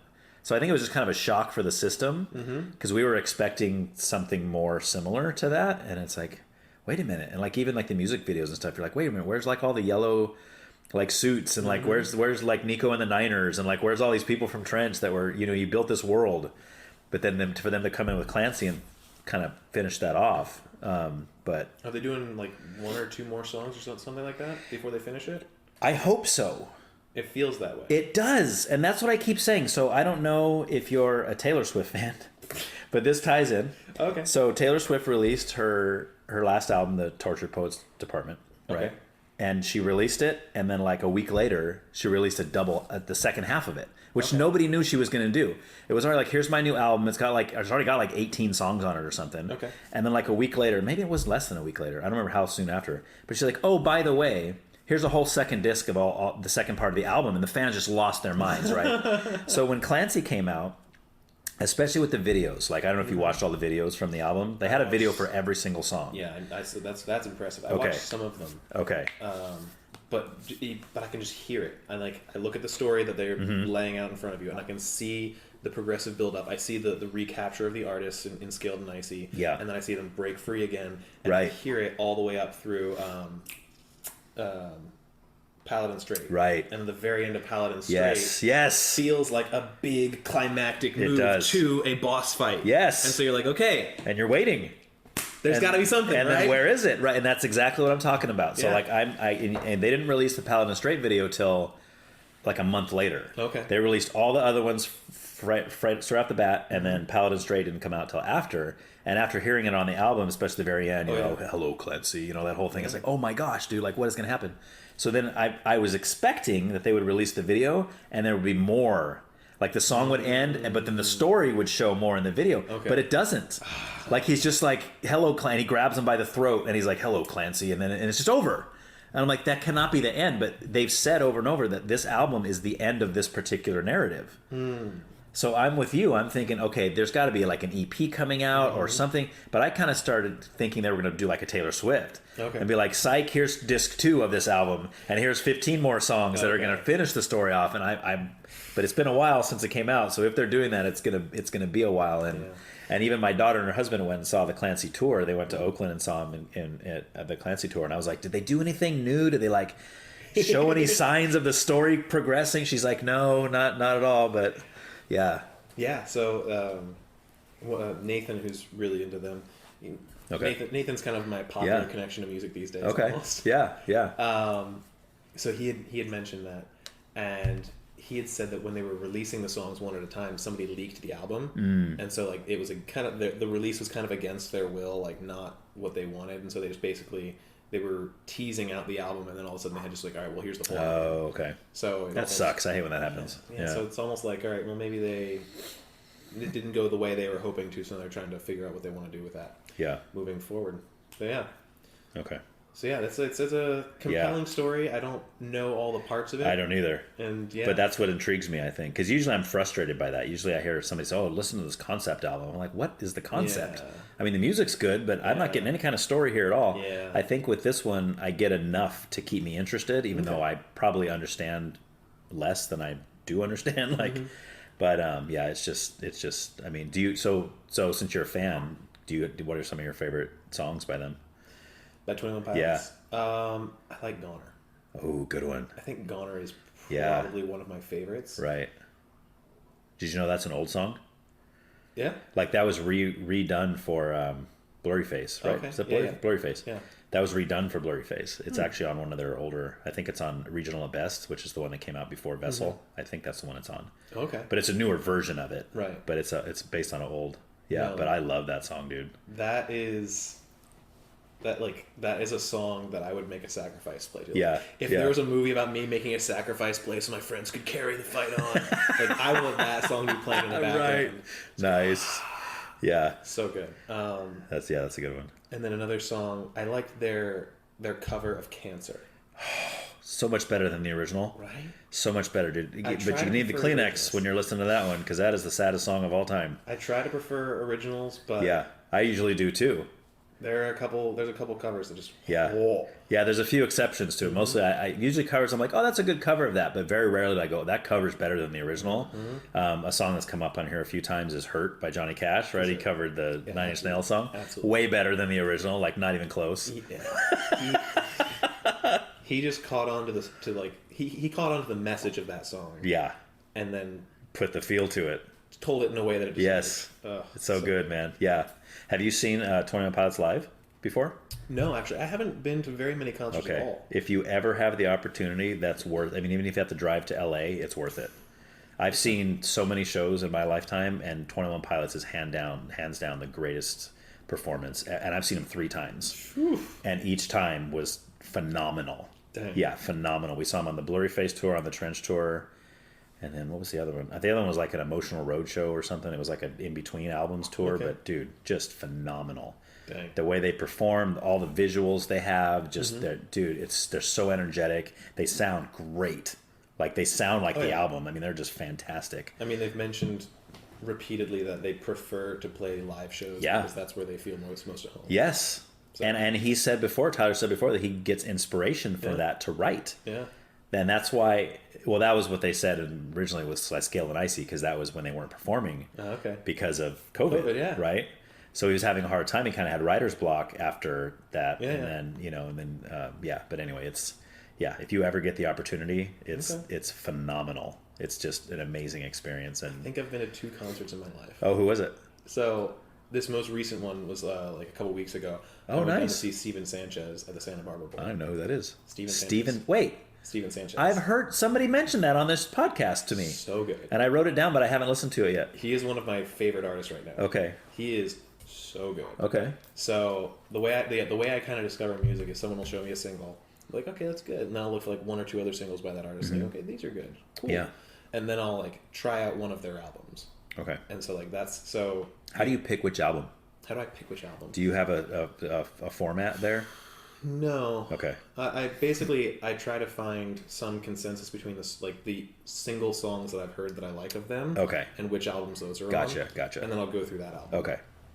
So Steven Sanchez had like a couple Instagram singles, 1 EP, and then he just came out with his album. That's a good one.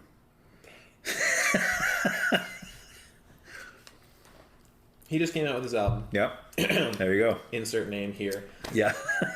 Big old brain fart. Love it. And so like, yeah, it's like a 50s style. So it's like it sort of takes me back to my. Oh, right. music. There you go. Nice. But it's not boring. He's shifting a lot of the musicality throughout the album. He's bringing in different eras to it, and it's just good. Okay. Like he's got the love songs in there. Nice. He's got the heartbreak songs in there, Okay. and in that album specifically, he actually tells a full story. So it's not really a concept album, but he's telling a story of this romance that he's got with this character in the songs. Okay. The same character. Yeah. And so what they did before they released a deluxe edition to the album, which again has like an additional 5 songs, all solid hits. Nice.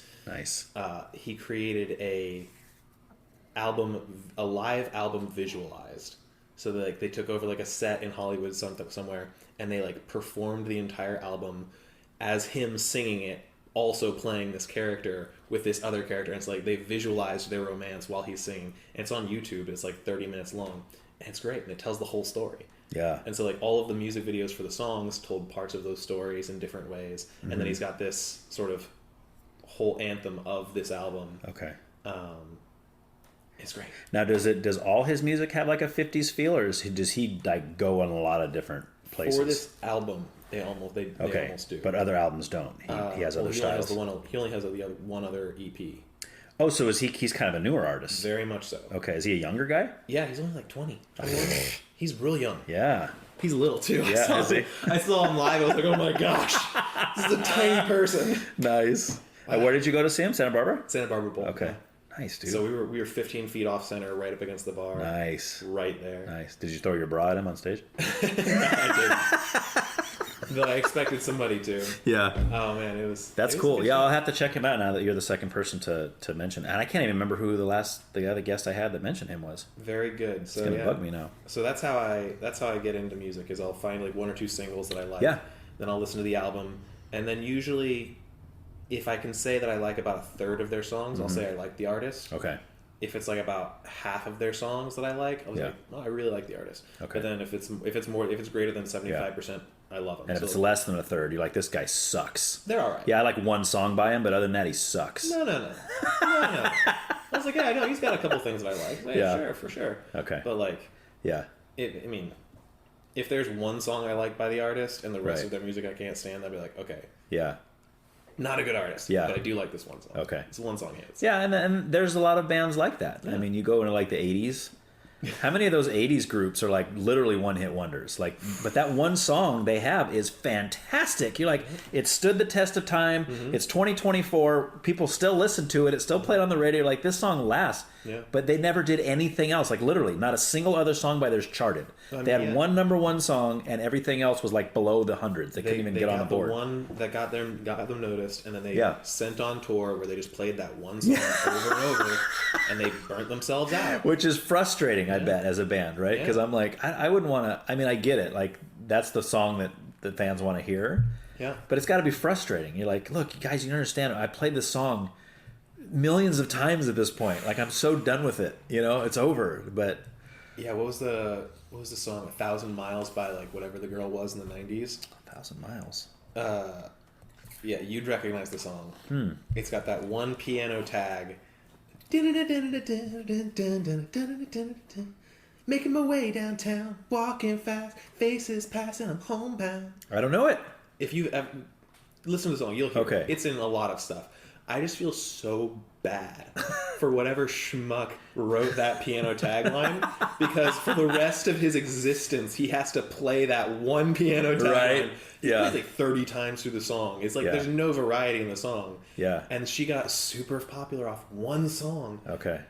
and that guy just does nothing else with the rest of his life. Yeah. Well, he's probably not even at the shows, right? Hopefully. She probably just plays it on a track or something and just sings to it. Hopefully. Usually with those kind of singers, it's not like they have a full band with them or anything usually. Yeah, I don't know. Yeah. But like I think about that one guy as far as like the machine of corporate music production. Yeah. And I think of him like the soul ripping Yeah. frustration of like, I created so much great music.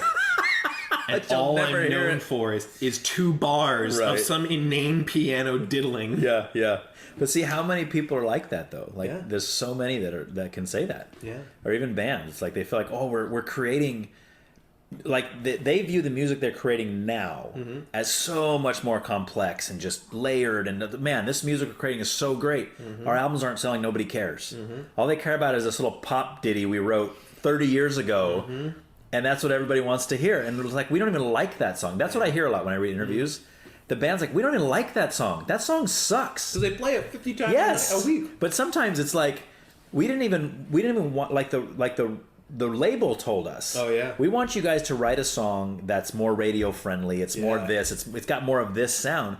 And that's why a lot of people, they hear that song and they're into a certain kind of music and they hear it and they go, oh, I love this. And they go buy the album and they're like, this is the only song I like in the album. Yeah. Well, because the rest of the album is the actual band. Yeah. And that one song is what the label said, here, do this. Do this style. So like Eiffel 57 or 65 or whatever with the song Blue. Yeah. He wrote that song because the label was like, you have to write a song that we can sell. And so he's like, what do I write about? And they're like, I don't know. Write about your favorite color. I don't care. And so he's like, okay. Blue. Yeah. That is a huge hit. It's a huge Yeah. It's so funny. Almost in spite. Like Yeah. you see the artist being like, oh, that wasn't supposed to be a hit. I hated that song. Dang. I tried to write something bad just to tick the label off, and it should have known. backfired. I should have known. Oh my gosh. No, yeah. So funny, man. Yeah, so I mean, I think I'm similar to you, and I will hear, people, well, and that's one of my favorite things about doing this too, is I will get recommendations and say, oh, and I'll ask, and I'm going to ask you this in a little bit too, so start thinking. No. Or I'll go to you later and ask for some, but I'll usually say, well, give me, if I'm going to start with this particular artist, like I would say, well, let's do it right now. Let's do it with this Steven Sanchez. Okay. So Steven Sanchez, if I was to ask you, okay, what 5 songs do you think I should start with? With Steven Sanchez, it's best I would say you should start with his first stuff. So stuff off of his EP, The Pool, specifically the song The Pool. Don't Go Home Yet, or Please Don't Go Home. Okay. And those are 2 really, really good, like, heart grabbers. Make Oh, you good. cry. Okay. So good. Love it. And then we move into his current album. Which you still can't remember the name. Still escaping. Hold on, give me 1 second. I can't not. Yeah, go for it, know man. Look it up. This album. That's right. We allow looking up here. So embarrassing. Well, I'll cut this part out too. Thank you. Make it sound like you just boom right off the top of your head. Angel Face. There you go. You should have got it by looking at me. His album, Angel Face. Oh yeah, that one time we were listening to Angel Face. Yeah. Okay. All So we right. got a couple sound There you go. samples. for Yeah. you. Yeah. So I'll pick the better one, Oh. or I'll just leave it all in because it's funny. Oh gosh, yeah. So Angel Face, he comes out with one of the first songs is Evangeline on Angel Face, really really good. And then he goes to another song, High, on Angel Face. High like above or high like hello? High like above. Like, Okay. Yeah. Gotcha. And actually the song that comes either right before or right after High is Shake, which I didn't like at first. It was like the most obviously 50s, the most epistemological? Doesn't matter. No. It was the most stylized song on the album, and I Okay. didn't like it at first, but I really came around to it. It's really good. Okay. And then off of his deluxe version, the last 5 songs, The Other Side is really, really good. Okay. So you don't have a whole lot to work with here, right? You're talking maybe 20, 25 songs total he's released? Yeah. Okay. I mean, 95% of them are songs that I really, really like. Okay. There might be 1 or 2 that I'm like, okay, cool, whatever. Yeah. So what I do then, and where we would differ, is like I would take that recommendation and I would write down those 5 songs or whatever you gave me, and I would listen to all of them to kind of, because I want to listen to just one song because I don't feel like that's really going to give me enough to make a decision and say I like his style, I like his sound. Right. I need like 4 or 5, right? Because you never know, people do different varieties. So I would listen to those 5, and even if like 2 or 3 of them I was like, oh, I really like this guy. This is like his voice, I like his songwriting, I like all this. Then what I do, and this is the part where I differ, I don't necessarily go and listen to that album. It would be different in this case because he doesn't have that many albums. Right. But if it was like a band that's been around a while and I just have never really heard them, I go as far back as I can. Oh. Like if I can find an old demo before they even released anything officially, like an old demo, I want to start there. Because I love listening to the progression of their writing and their style. Even if it's like, here's a 4-track demo tape that we recorded in my mom's garage when we were 16 or something. Okay. Like some old punk band or something. I have a bunch of those actually because that was my favorite thing when I go to shows. Yeah. There's always that opener band that nobody's ever heard of. And it's usually like 4 15-year-old kids or something. And they're just playing their hearts out, man. These are songs they wrote. They're playing them. They're not doing covers. That's like original stuff. And you get that little tape. And it sounds terrible. It sounds literally like you got a little tape. Yeah. Click record and you're recording in your garage. Love it, dude. Okay. And then you go on into like later, maybe they get signed and now they're on Columbia and they're making these big music and the sound is way more produced and sound. Love it, dude. So I mean that's kind of the way I go. So with Steven Sanchez, that actually might be pretty easy because he only has the one album. But then he's also got the EP that precedes it. Okay. And then he's also got singles that feel like they were produced and released on Instagram. Okay, like just self-produced stuff. Yeah. Okay. So like so he's got a bit of that. Yeah. So that's Steven Sanchez. He's got the Instagram releases. That's what I was going to say. So I was going to say there's another guy, Alec Benjamin. I don't know if you know anything about Alec Benjamin. Heard that name. He did. I think he first got famous when. Oh my gosh, what's the song? It might turn to brain fart. I built a friend. Have you ever heard that song? It's really sad. I think it was like America's Got Talent. Some kid like Boy in the Bubble, right? Yes, he does do Boy in the Bubble. Boy in the Bubble, yeah. Okay. Yeah, that's off his first like official kind of release. Yeah, when he got signed. But like he's a good example of what you were kind of saying, where he self-released all these singles. He just writes songs, record them, and put them out. And he has this huge following because I mean the guy is just amazingly talented. His songs get right in here, dude. Yeah, like the way he writes and the things he says. And then he gets signed. He's still doing really cool stuff now. But I mean, he probably had 5 albums worth of material before he's even signed, right? Okay, yeah. And then he releases that album. And none of that is what he's already released. Like it's like he said, all right, let me pick my favorite 10 songs from that big pool and then put them onto this album. He just keeps going. Yeah, I'm going to work with the talent that's been provided to me now and make something new. That's really cool. Yeah, it's awesome. I think it's really cool because then the old fans can still go back, and we kind of have something that's ours. Yeah. You're like, oh, you like Alec Benjamin? Oh yeah, this song. And there's something about the new album. It's like, you're not a fan. You're not a true fan. That sense of superiority that we love to talk about. We got to have it. We got to have something that's our own, man. Sure. But I don't get real involved in that. But I mean, I do think that a lot of the earlier stuff that he wrote was just so good. Yeah. Just, man, I don't even... See, I get a lot of my input like that from Michael McCaleb. Okay. Because he'll tell me about a new song, and I'm like, oh, cool, I'll listen to that artist, and I'll really get into that artist. Yeah. And he'll start telling me, like, oh, yeah, this is what the artist was saying to the public, or, like, talking about while he was writing that. Oh, that's really interesting. Right. So one of the artists that he's recently done with me, shown me was John Van Deusen, who...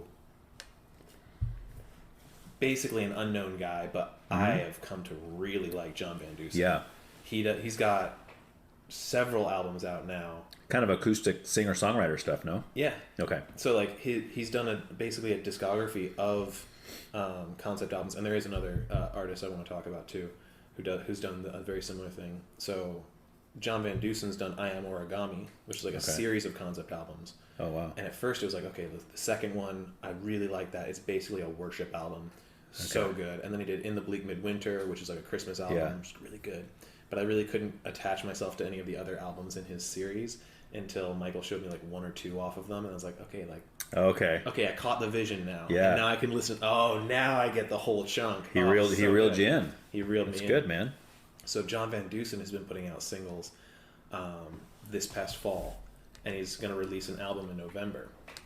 And from what Michael has told me, because like the sound of these singles is very, very much like, oh, John, buddy, what's going on in your life? Oh yeah, what are you doing? Like you were doing so well. No, what's going on? Like it's darker, you mean, or yeah, it's just moodier. Like he's very open with his problems. He's open with his struggles. Yeah, and like when you're listening to him, you can really hear his heart for like figuring stuff out and like working through. Well, vulnerability is in now. Yeah, man. It's like the thing to do. So like he's singing this album, and I'm worried for him. Like I'm feeling like, oh my gosh, like what's gonna happen next? And then Michael was like, yeah, he really doesn't like this stuff. Like this is stuff that he recorded years ago. Yeah, that's just been on the shelf at the record company that they haven't touched, and now they're releasing it. And so like he's talking about like, yeah, these songs are actually like really difficult for me to play because they're from a darker time in my life. Oh, so it's not current dark times, but this is stuff that maybe the label was like, hey, that's a little too dark. We don't want to put that out there. It was stuff that he didn't want to put out. Oh, okay. So this is like stuff that he was struggling with and working through and trying to figure out. And he put this album together, and the record label was like, this is great, let's put it out there. And he's like, no, please, let's not, because this stuff is too vulnerable. I'm too vulnerable here. And they're like, okay, we'll put it on the shelf. We won't touch it. Okay. And he's actually very grateful to them for that. So I wonder why now he's deciding to release it. Yeah, I don't know. But it's really good. Okay. But it's not out yet. You've only heard select two songs? Okay. 2 songs. Anthem Wrecker and... so Marathon Sprinter is the album. Okay. And then it's... Comeback Wrecker is the first song, which is really good. And then it's, I think, the other one... Before You Leave or something like that. Oh, well, it's also really good. Okay. But now, he's one of the ones that's in the Telephone Friends or whatever it is, right? Isn't he in that group? Maybe I'm confused. I thought he was one of the ones. So we went and saw. Familiar. We went and saw. I don't think it was this last summer. It was the summer before at the Santa Maria Fair. Switchfoot played. I heard about that. Yeah. Oh my gosh! Did you miss it? I was driving by and I had nothing to do. Oh and no! I remembered. Oh yeah, the Santa Maria Fair's on right now. John Foreman's going to be playing and headlining there. Yeah. That'd be pretty cool. I wonder why John Foreman's... I guess he's visiting his family there. And it's like, okay, well, that's pretty interesting. I don't really feel like doing it. I'm just going to go home and watch TV. And then the next day, I show up to church for worship. Yeah. And Michael's like, John Van Deusen opened for John Foreman. See, so it was... And I lost my mind. But it wasn't John Van Deusen. It was Telephone Friends. Okay. Which was like him and 3 other guys who also... The other 3 guys also have a kind of a well-known, like, indie, like, catalog, kind of like him. And they came together as Telephone Friends. Well, I'll make you feel a little better. We missed that. My daughter was there for that part, but we came a little later, so we only saw Switchfoot. But Switchfoot was great. Oh, man. Great. Free show, dude. Totally free. In my own backyard. Yeah. Right there, man. Like in art, like I said, I haven't been to very many concerts, but there are a couple artists that I just would absolutely go see if they were playing near me. And you already mentioned that Beautiful Letdown is a huge album for you. Very impactful in my life. And just, I can't believe that I missed that. Yeah, you blew it, man. They played like 3 or 4 songs from that album, too. Dang. So that I will forever be chagrined at myself over. Yeah, that's awesome. The other artist that I wanted to mention. Oh, yeah. The Deer Hunter. Never heard of it. This was... I know the movie from the 70s. No, so this was a recommendation Spotify gave me. It was like, oh, hey, you like stuff? Maybe check out this album. So I, just... Something I usually don't do, I just put on the album. Right. It's like, oh, this brand new album's out now. Act 5. Hymns with the Devil and Confessionals. All right. That sounds pretty metal. Yeah. So I have no idea. I go into this completely unknown to the story, to everything, and I listen, and it's got like a familiar instrumental build, kind of like the Decemberists. Okay. And then it goes into this chorale few songs where the singer is basically laying the foundation and rehearsing everything that's happened in 1, 2, 3, and 4. Okay. Which, for me was very helpful because I had no idea. Right. And so it talks about this main character and the things that are going on. And then it just goes straight into, it's kind of like this like country twangy rock anthem, and it talks about like the devil went down to the river. Okay. And he came, and it goes into like all this like this motivation for the devil, what the devil's doing, why he's there, and he finds this fool. Okay. And so it sets the scene where he's playing this fool at cards, and he's losing. And like for a while I was like, okay, well I don't know what the devil's doing. And so it talks about how the fool is winning, he's getting a bigger and bigger head, his ego's getting inflated, and then he plays a hand and he wins, and the devil's got no more money left, and he should have just left. Like that's the moment that he should have left, but the devil was quick, and offered his soul in exchange for the fool's soul, and so now they're betting for souls. Oh wow! And so that's the heavy. gambler's like, the gambler's basically hook, line, and sinker. He's in. Yeah. And so that's why he's a fool. All right.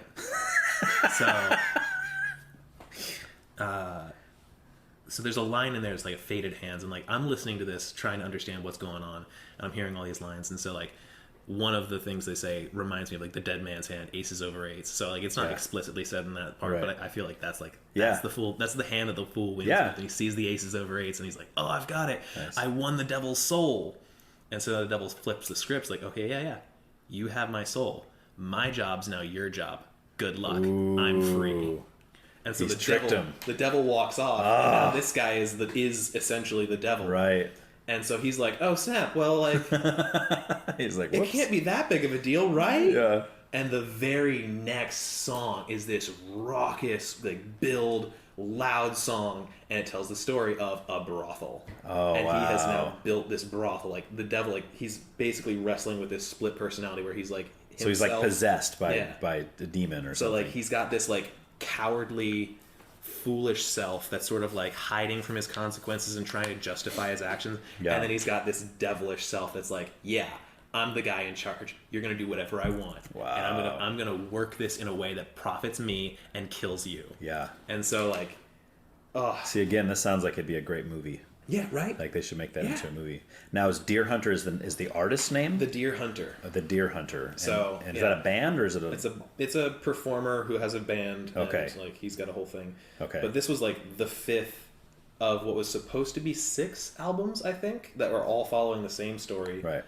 They all have slightly different styles. I don't think he's going to do a 6th. Okay. And 1, 2, 3, and 4 are more difficult to understand and to hear.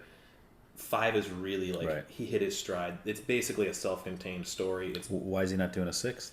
I don't know. You can't tell the fans you got a 6 album. I think it was story, it was planned for 6, and then he wrapped it up in 5. But it definitely wraps up. Okay. The 5th one does. You're not left hanging. No. Like Hello Clancy. No. No.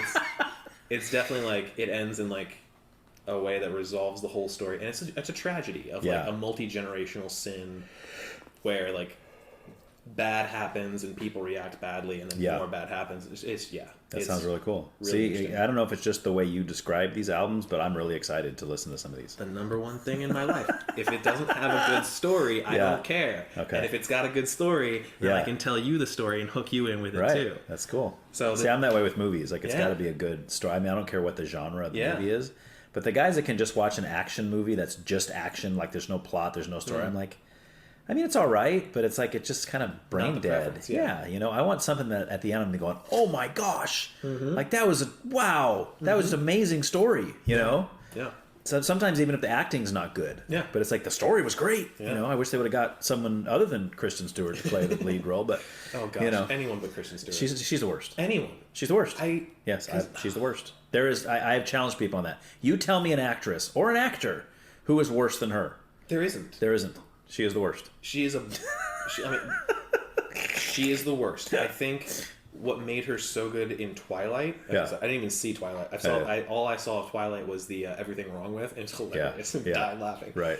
I think the reason she was so good in Twilight is because the writer of the story wanted a blank slate that any woman could attach herself to and be wrapped up in the world. Right. With Kristen Stewart, she got that in spades. Yeah. Because Kristen Stewart is a blank slate. She is a nothing. Yes. She is a perfect aggregate of anyone. Yeah. terrible. And it's not just those movies. Like every other thing I've ever, even the one that she's acclaimed for, supposedly, like when she played like Joan Jett, and there's been some performances she's done, but it's Hollywood, right? They give acclaim in weird places sometimes, where usually it's some kind of a woke agenda that's being pushed in the movie. Therefore, the acting is phenomenal, and we have to push up the acting's so amazing. No, it's not. You're just trying to get people talking about this movie because you like the message that it's presenting. I saw Adventureland, and that was about it, and I was sick. Adventureland. It's an older one. It's one of her first ones. I don't know if I've seen that one. The guy from The Social Network, who's big. Oh, Jesse Eisenberg? Jesse Eisenberg. Okay. Kristen Stewart. And then I think Deadpool. Ryan Reynolds? Ryan Reynolds. Okay. Pretty sure it's him. Basically, it tells the story of Jesse Eisenberg's a new employee at a 2-bit amusement park. And Ryan Sounds cool so far. Except the part about Kristen Stewart being in it. Like, yes, and this is exactly why I watched the movie. So, like, this sounds like it could be a pretty cool movie. Like, I don't know about Kristen Stewart, but, like, whatever. Right. So, basically, Jesse Eisenberg starts as this, like, guy at an amusement park. Ryan Reynolds is the park mechanic. Okay. And the whole story is Jesse Eisenberg falling in love with Kristen Stewart. Okay. Who is the mistress to Ryan Reynolds. And, like, having an affair with his wife, and, like, apparently she's like emotionally abused, and like he's this awful guy who's well, that's what they do, right? That's how they justify it. Yeah, so like that's how this guy's a jerk, so she's allowed to cheat on him because he's a jerk, right? No. Oh, the other way. The other way. Oh, okay. He's a jerk because he's cheating on his wife and emotionally abusing his mistress. Gotcha. And so because she's emotionally abused, that's why she's a nothing. Oh, okay. That explains why. And then eventually they break away and they run away together, and it's like, okay, great. So what they probably do in these rooms where they're deciding, the casting rooms and stuff, they're like, all right, we got this character. She's kind of a nothing of a character. Like, we just need somebody. Any ideas who can play this part? Well, they're like, obviously Kristen Stewart. Call her up. I mean, yeah, terrible. Actually, one of the reasons I watched that movie is because that movie was part of the inspiration for Zombieland, which I also haven't seen. But it sounds kind of cool. It was pretty funny. Right. It's Woody Harrelson, Abigail Breslin, right? Yeah. Okay. For like a 15-year-old punk kid. Right. It was pretty funny. Right. Yeah. The concept sounds like something I would like. I just haven't gotten around to see it. There's a sequel too, right? Yeah, I never watched the sequel. Okay. I don't think I could. Okay. There was a couple parts in the original. I was like, okay, like, ooh. Oh, really? No, thanks. Like content-wise, or? Just the one content. Okay. The content warning was there's like a cut scenes at the beginning where like the apocalypse is breaking out, and there's just like, it's in the background, but there's like a topless zombie. Oh yeah. Bleeding from places that topless zombies should never bleed from. And it's just gross. It's just like, because there's rules to where topless zombies should bleed from, right? I mean, there's a whole list of places that are accepted, and then certain places not so much. Even 15-year-old me would like, cringe at that scene. That might be the strangest thing anyone has ever said on here before. So, all right, so we'll wrap up the music with this. Sure. Just kind of, and these can be some of the ones that you already said. Obviously, you've mentioned some of your favorite artists, but I'd like to get like kind of like your 5 all-time favorite artists, like from the span of your life up to this point. And I know that's difficult. I couldn't do it. I always said I asked my guests to do this. I could not do this. Yeah, it would be really hard for me if I did one of these every day. And the guests were to ask me, well, Ryan, what are your top favorite? I think every single episode would be me giving 5 completely different ones, So I don't know about every episode, but definitely like every season of life would come with its own set. As far as right now, though, goes, Steven Sanchez is definitely way up there. John Van Deusen, also very, very up there. Other artists that I would say let me see. Yeah, you can cheat. I'm cheating. This is an open note test. I'll just go to my artist. Actually, I don't need to cheat with Spotify. I actually created a note on my phone of vinyl albums that I want to get. So I'm preparing to buy a tiny house, move out on my own, and again, and just like have my own space. So, and a part of this, there's a long list of albums that I really, really want to invest in and get. So Steven Sanchez, huge. John Van Deusen, huge. Another artist we didn't get a chance to talk about, Monsoon. He did one EP with 5 songs and then one single. And that's it? That's it. Still. Yep. Okay. Is he done? He's in the music industry. He's working as a producer. Okay. I think he got credited on a Drake album. Okay. But as far as like his creativity, that's where it ended, and it was 100% solid gold. Oh, see, that's special though. Yeah. In a sense, right? It sucks for him because you think to yourself, this guy should be bigger than he is. Yeah. But then for you, you're like, oh, I got this little nugget, that most people don't know exists. So good. I found him after a breakup, and I was like, oh my gosh, this is the best thing ever. See, then you get back to experience again. And then, like, what we're listening to during those times, it makes an impact. And then I forgot about him, and then got into another breakup, and then found him again. It's like, oh my gosh, this is the best thing ever. Yeah, he gets you, man. And then I remembered who he was. Okay. So we got John Van Deusen, we've got Steven Sanchez, we've got Monsoon. Yep. From this list, I'd probably say the Cat Empire from their one album called The Cat Empire. That's a group? Yeah. Dude, you're giving me all kinds of stuff to listen to here. They're kind of out there. So they're Okay. Australian, Okay. Jewish, Gypsy, Jewish Greek gypsies. Nice. And they sing like ska rock rap. Nice. They're wild. Nice. But like, so they've done a lot of other stuff that I'm like, okay, I don't really care. But like, that is their first, like, I think it's their first album. I really like that album. So that's 4. And then I think the 5th one. That's the hardest one, right? It's a toss-up between White Lighter by Typhoon and Still Life by Don Golden. So Typhoon is a group? Yeah. And then Don Golden is an artist. Don Golden. All right, we'll do 6 then. Okay. I'll let you do 6 because this is my podcast and I can make the rules if I want to. Fantastic. So yeah, Typhoon is really cool. It's a hipster band, and they came out with this album which I would summarize as the enduring and final hope for an atheist. Okay. Like, concept album in a sense? Yeah, very much a concept album. Like he talks about love, he talks about trying to protect his love and failing at every turn and like not being able to keep himself secure in and of himself, and then goes on from there. Really good. There's a really good lick in it where he builds music, and the culmination of that musical build is I could have been a pop singer. And then it cuts to silence. Nice. And there's one guitar riff that's just so good. That's awesome. Chills every time.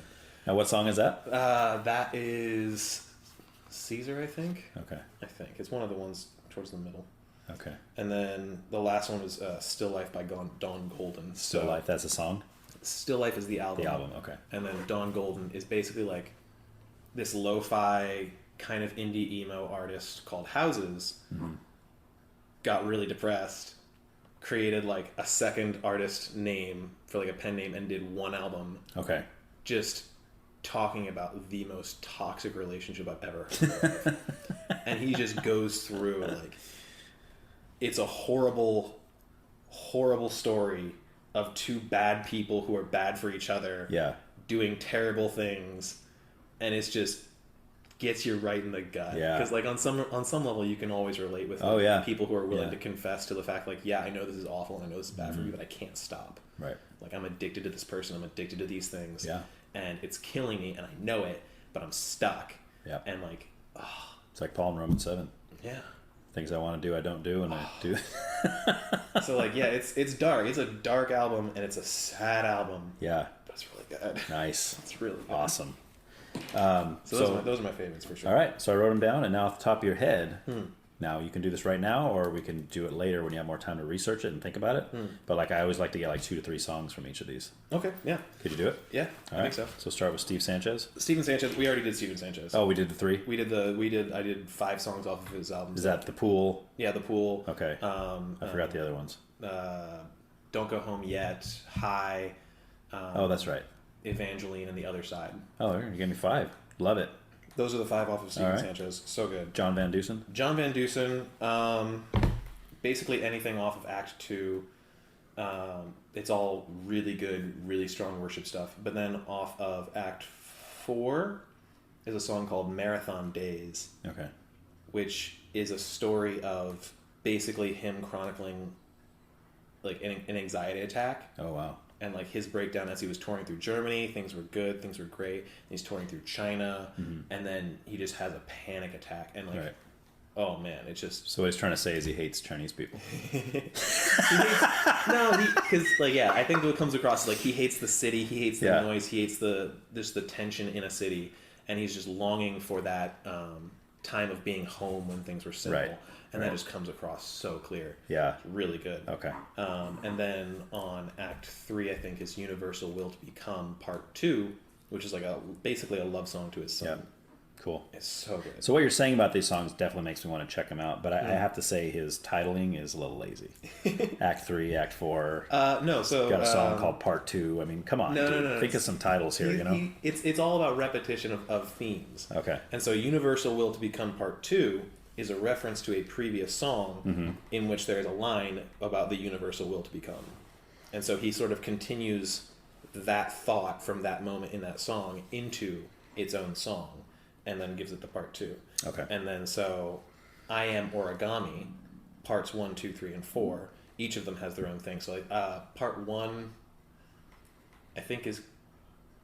No, I don't remember the title for part 1. So he has subtitles. Yes. So it's the what did you say? I am origami. Part 1. I don't remember. And part then 2. that has a title, not just part 1. It's like part 1, the description of the elvish symbol. Yeah, let me pull up those because they're really good.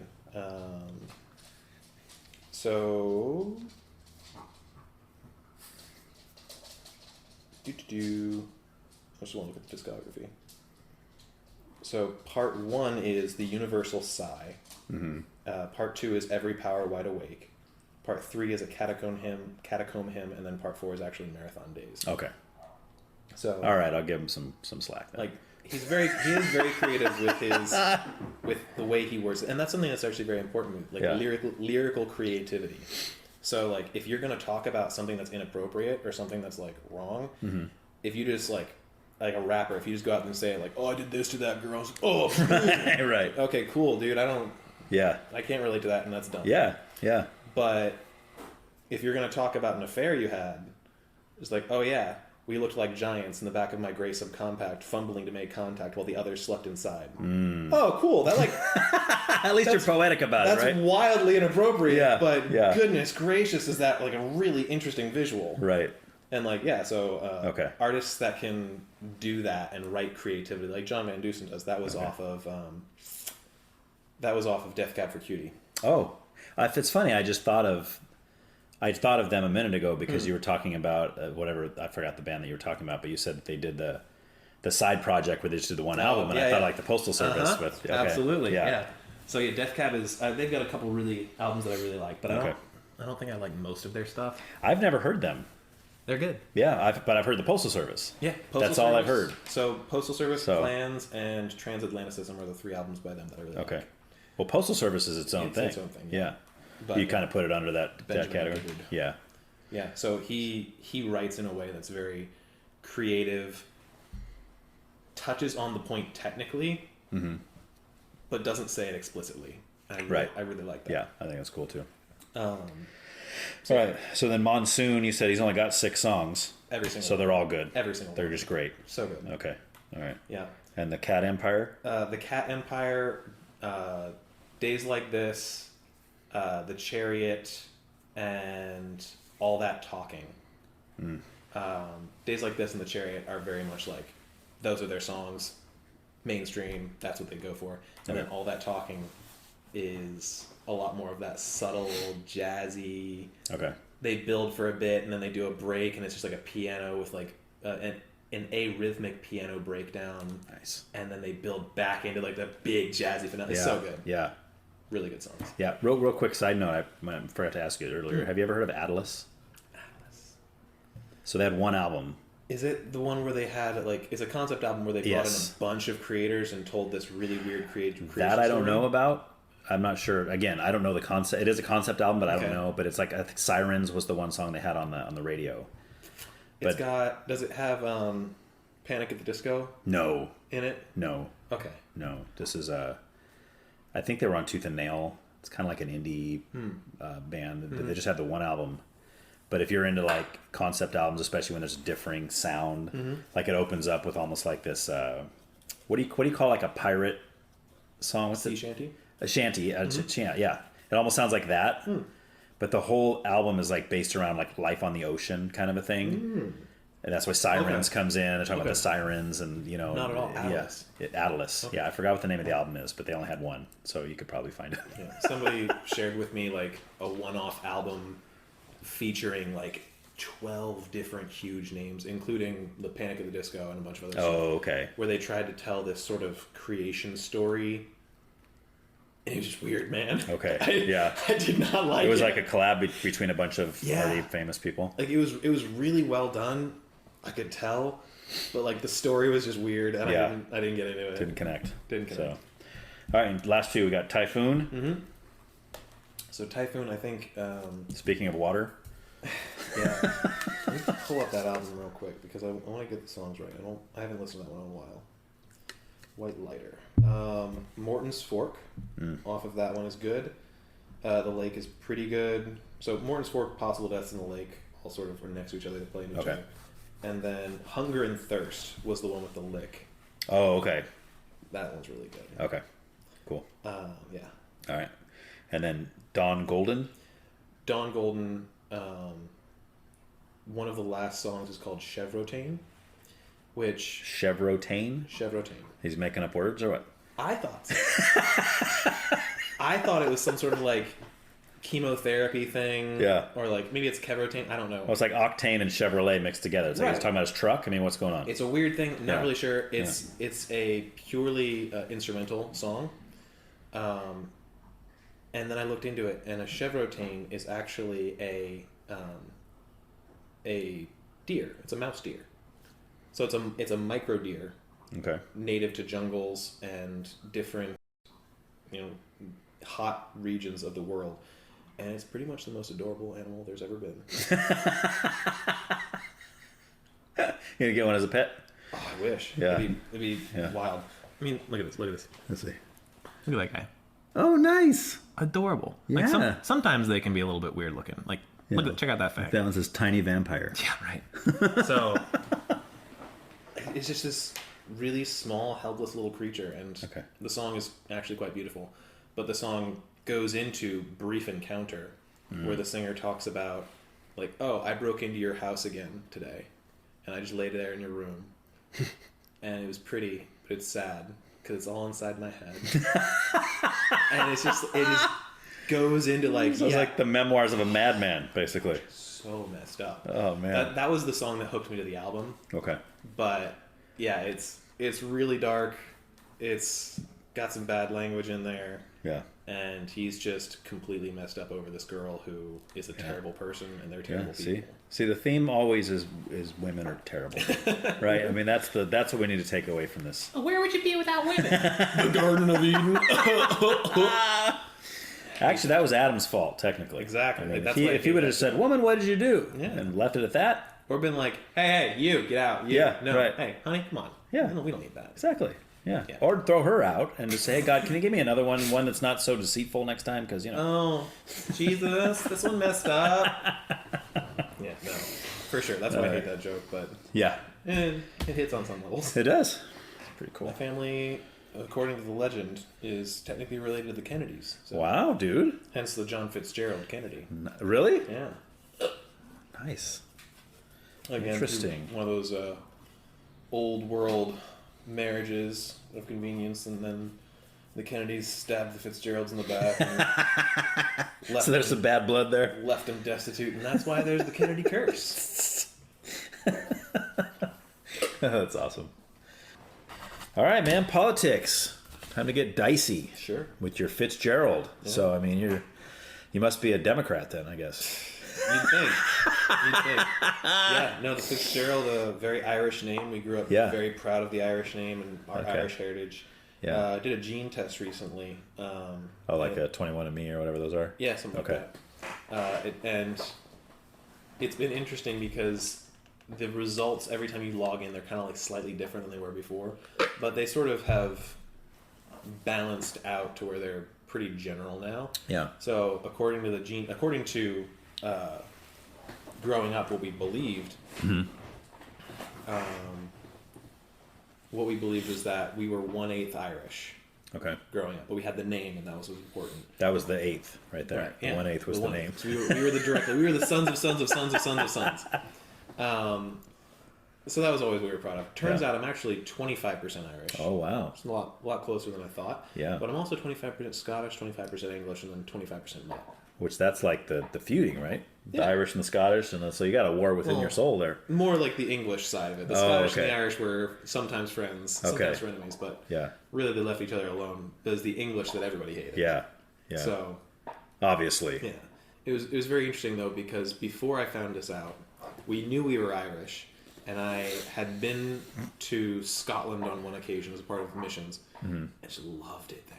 Yeah. It was so cool. That's top of my bucket list. Just to go over there. Scotland, gorgeous. I'd love to visit the old castles and that kind of stuff. So cool. And then we went to Ireland because my sister got married. She lives in England now. So my sister got married, so the whole family went over to do like a long vacation, see Ireland, visit for a while. You poor guy. Oh, so sad. But honestly, like, I'm thinking to myself, like, oh, we're Irish. Ireland's going to be the best. Yeah. It was boring. Oh, really? I was bored. Really? I heard it's beautiful there, though. Don't tell nobody. It's pretty, but like, it's flat. Yeah, I won't tell anybody. Oh, yeah. Thank God we're not recording this. It's pretty, but it's flat. There's not a lot going on. Okay. Really tiny roads. Well, because the youth just went over there. So I saw some of the pictures from that. I was talking to, Thomas and Denise were showing some pictures and stuff. And yeah. But Scotland takes the cake. Really? Okay. I think my favorite thing about any country is the geography. Oh, yeah. So, like, going out to Yellowstone, the geography's incredible. Right. You see Scotland's got the highlands, it's got the vast diversity between the lowlands. Oh, it's so good. Yeah, it almost makes you believe that there's an amazing God. Oh, yeah. Who created all that beautiful stuff. Well, almost. But then you remember, oh, that's right, I forgot science has disproved God. So, therefore. That's right. We'll get more into that later. We will. Yeah. We will. You're going to have to evangelize me, man, because obviously I'm way off. So we've got the Fitzgerald name, which is a Irish Catholic name. Mm-hmm. But my dad was the white sheep of the Catholic family. The white sheep. The goody two shoes. He was the good boy. Yeah. And then he went to college and found Jesus, and all of a sudden he's the black sheep of the family. So that's pretty funny. So we've got the Irish name, the Catholic name, so we're not welcome in the Protestant part of Ireland. Okay. But we've got the Protestant faith. Yeah. So we're not welcome in the rest of Ireland. So we're really just not welcome in Ireland. Well, you got to just show up and not tell anybody who you are. Right. I don't think they can smell that on you. I don't know. It's tough. So kind of where do you fall? Do you follow politics at all? A little bit. Okay. So kind of where do you fall? I mean, there's just so much happening right now. This election coming up is obviously pretty huge. And my family, again, for the most part, we're pretty united. We're all pretty conservative. Okay. My dad, I grew up watching my dad listen to Rush Limbaugh. Oh, nice. Which was pretty boring to me for a while. Yeah, yep. And then my mom would listen to Glenn Beck. Okay. And it was very interesting because in that time, like a decade ago, there was just a ton of doom and gloom. Yeah. All over conservative talk radio. Right. And it just got me depressed. Mm. And like, I struggle with that as far as the news cycle goes. Like, I look at the news, the world's falling apart. I look at the Bible, and there's like the hope of eternity, but like it also feels like all of these things are coalescing, and these are the end times. It's got to fall apart first, right? Like, what about my life? Right.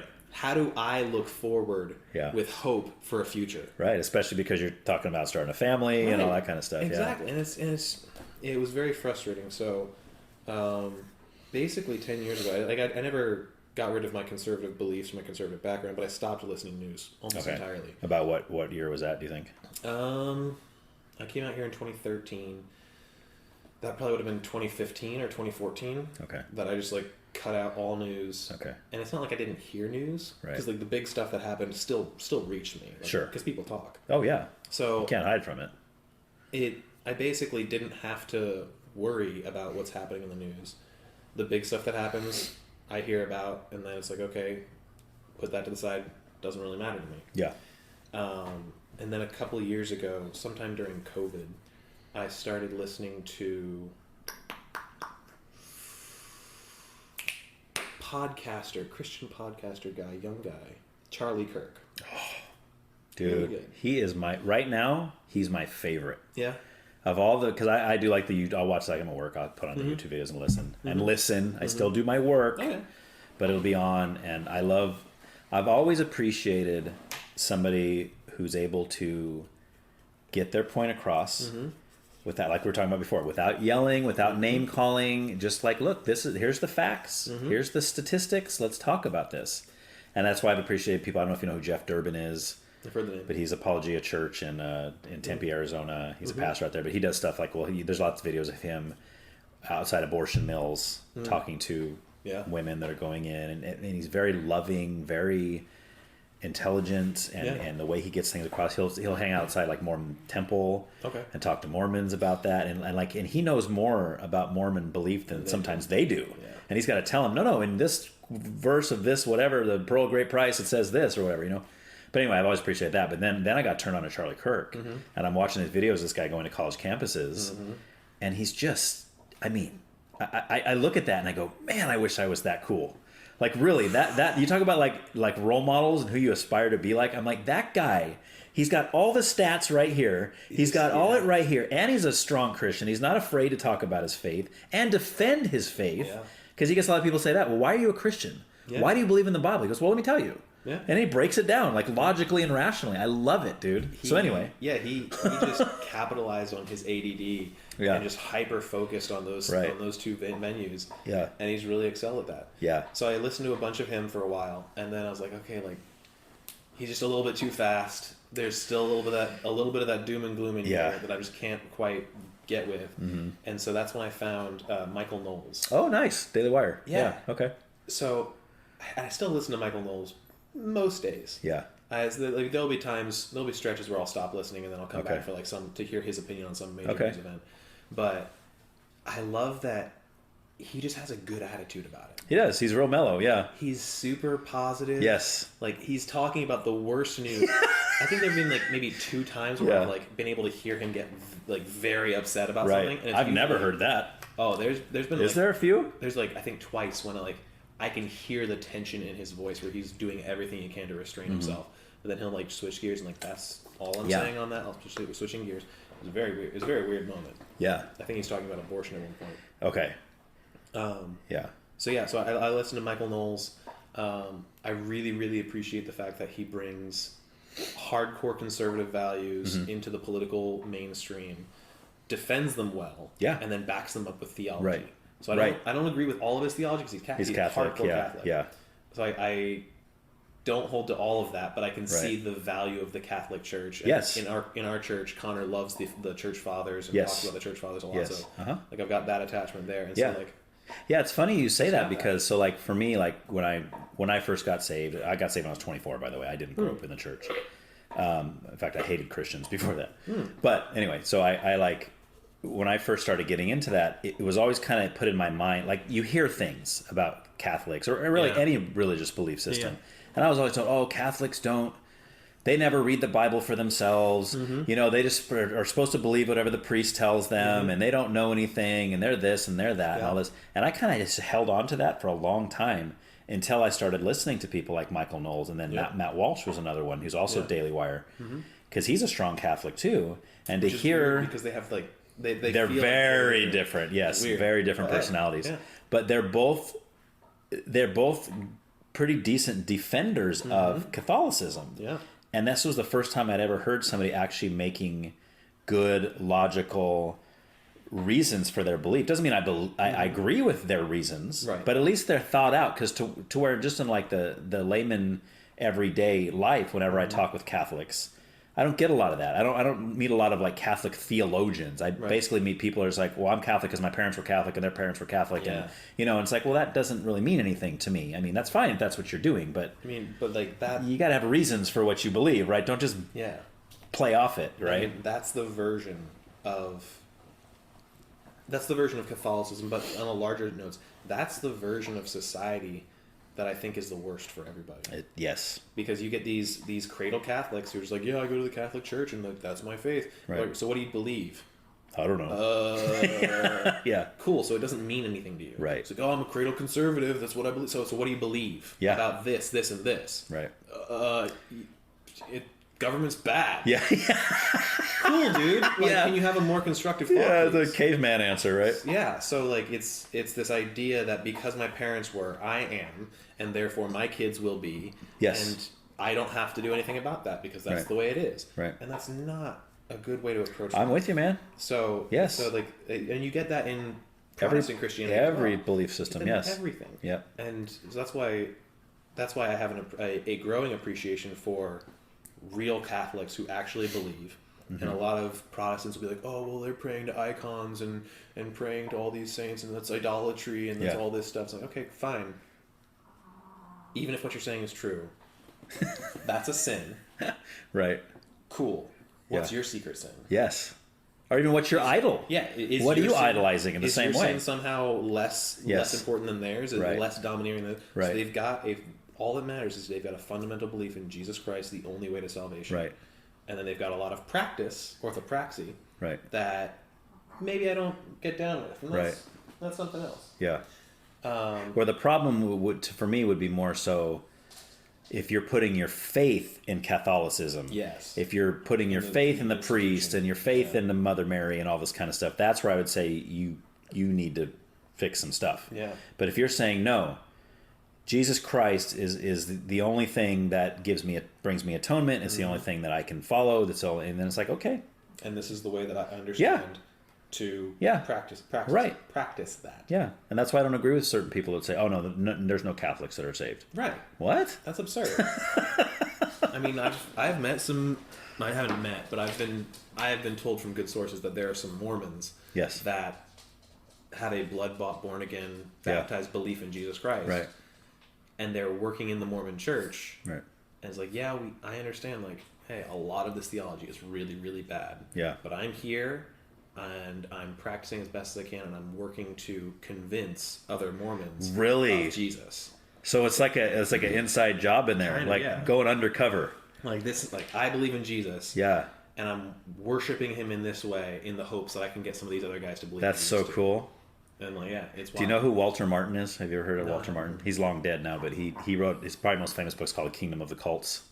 It's a big, huge book. But he breaks down all of the Jehovah's Witnesses, Mormons, all that kind of stuff. Okay. But he's had dialogue with them for years, and he was one of the first people to really start breaking all of that down. But he used to go into the Kingdom Hall or whatever, and he would leave his little tracts in there, where it would say stuff like, "Oh, or whatever, you believe in this as a Jehovah's Witness, and what about this?" All this kind of stuff. Well, he started getting all these letters of people that would say, "Man, I got saved through that.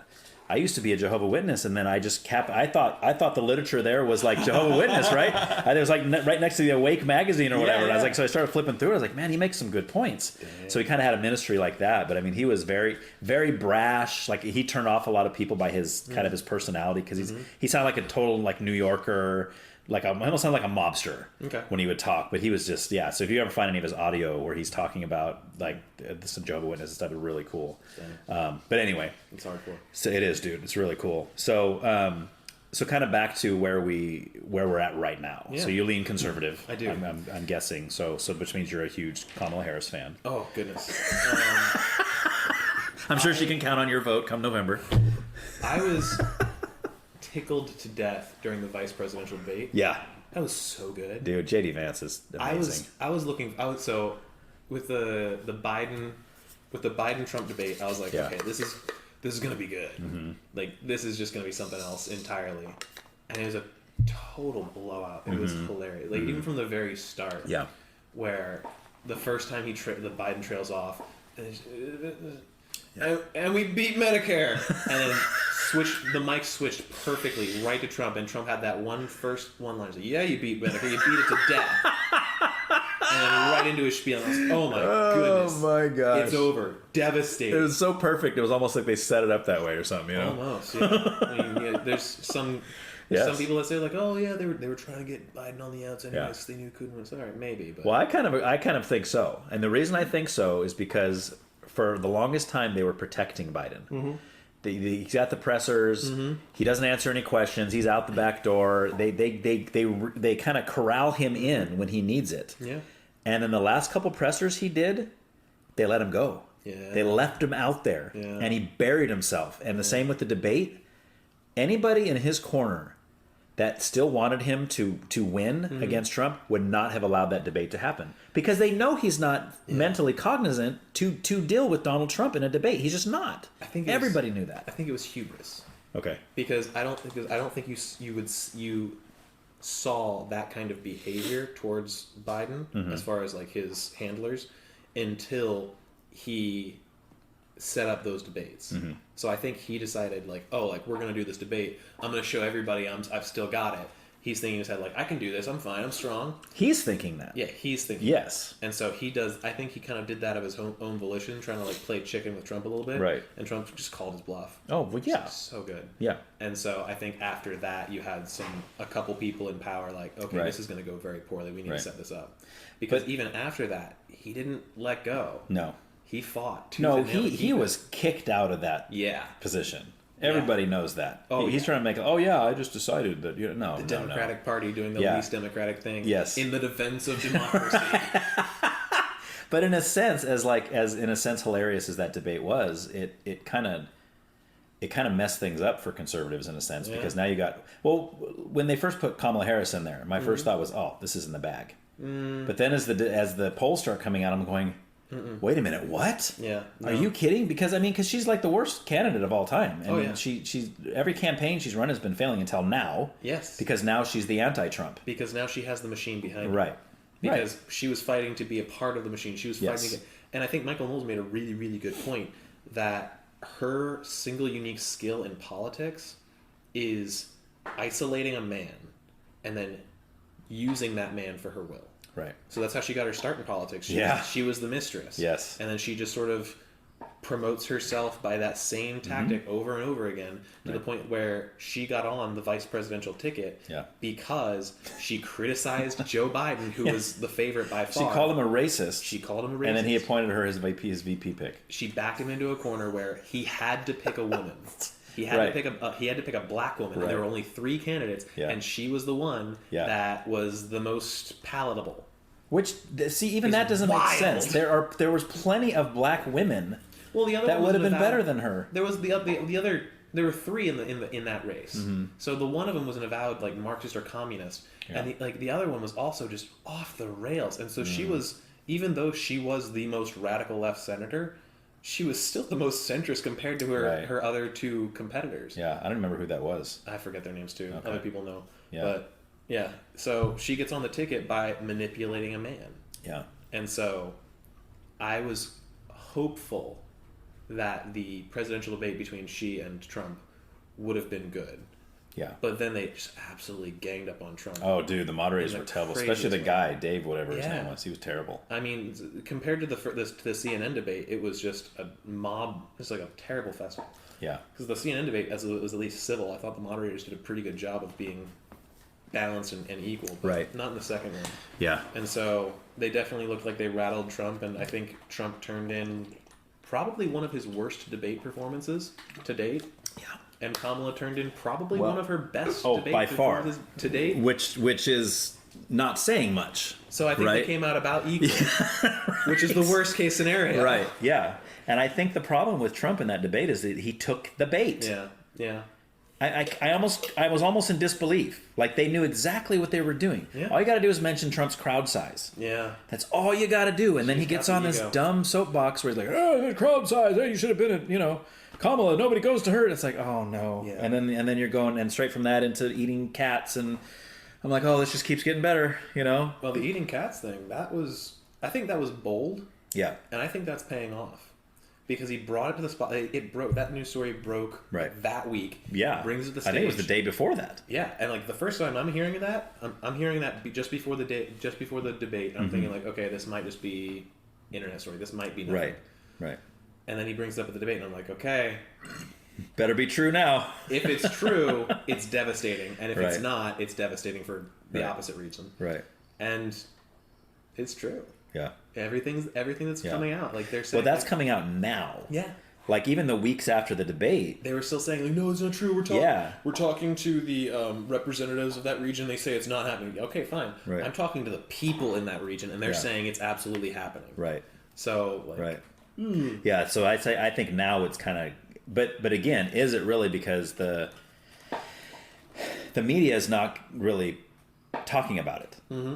You see what I'm saying? They're not going to own that. No. And be like, oh, we totally fact-checked Trump on this and made him look stupid on the debate stage. No. But, oh, wait a minute. I guess we were wrong. I mean, they're doing their job as political operatives, which is to cover for their own position. Right. They're hedging in all of their bets. They're bringing in, centralizing all their power just to make sure, like, we're defending our candidate. Yeah. Which, in one sense, is what they're supposed to do, but not when they own everything. Right. Because that... Right. That kind of turns them into a... Yeah, the media machine is such a big proponent in that, in the elections and in all that, you know. Yeah. Because like when everybody, back when Biden beat Trump and everybody said, oh, election rigged, it was interference, it was whatever. And of course they did prove some voter fraud and stuff. But I personally don't think there was enough to show that Trump should be in the White House still, personally. I don't think enough of that was shown for that. But, yeah, just them just be saying, you know, all that kind of stuff. It's like... Well, even now... one of the things I think Trump said in the debate about illegal immigrants being permitted to vote, and they've just been hard like, no, it's not happening, it's not happening, it's not happening. Right. Well, more and more now, people are looking into this. Hundreds of thousands of people are registered to vote in swing states that should not be registered to vote. Have you heard this out of Arizona? Is it the dead people thing again? Motor voter laws. Okay. So they discovered this glitch in the system. Oh, well, apparently, apparently 10,000. Oh, I think Oregon was 10,000 people, but then in Arizona they had the same problem. Like, yeah, so we just noticed that this list of people, exact names, are all registered to vote, and we have this computer glitch where we believed that they had provided documentation to prove that they were eligible to vote, but it turns out that they didn't, and we didn't realize that until just now. And so, like, a couple tens of thousands of people are currently registered to vote that shouldn't be registered to vote. But, like, you know, it's a one-off thing. Right. But that list keeps getting bigger. Last I heard, it was 200,000 people that are registered to vote that should not be registered to vote in a state where 20,000 votes swings the whole state. Right. Which could swing the whole election. Now, what does the left say about that? The left do they says deny that? Well, it's not happening. They say if they have to acknowledge that it's happening at all, then they're saying it doesn't impact votes. It doesn't impact the results of the election. These people are supposed to be here. It's like no. You can't. Temporary legal status is not citizenship. Right. That's against the law for them to vote anyway, right? Absolutely. So for the left to say, no, it's okay for them to vote. It's not. That's it's brutal. So they're ignoring the story as much as they can, and whenever they are saying it, they're pointing to bigotry and racism. Because of course. Yeah, because of course. That's the answer to everything. So yeah, that's happening, and then I think the one of the wild things about Arizona specifically is that United States citizenship is required for local elections and state elections, but not for federal elections. And so because of this, the courts in Arizona have decided that these people are all going to be permitted to vote in the upcoming presidential election, and then we'll address this issue afterwards. Which is absurd. Quite convenient. Yeah, quite convenient. Yeah. So I think that there's been a lot of corruption, and that's still going on widespread.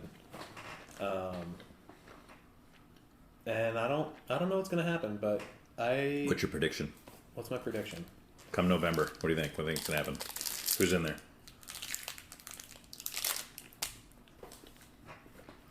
I think we've got as on the Republican side of the ticket, we've got a lot of work to disincentivize illegal voting, and I think they have done a little bit. Republican group just put out a commercial in Spanish, which is something Republicans don't do.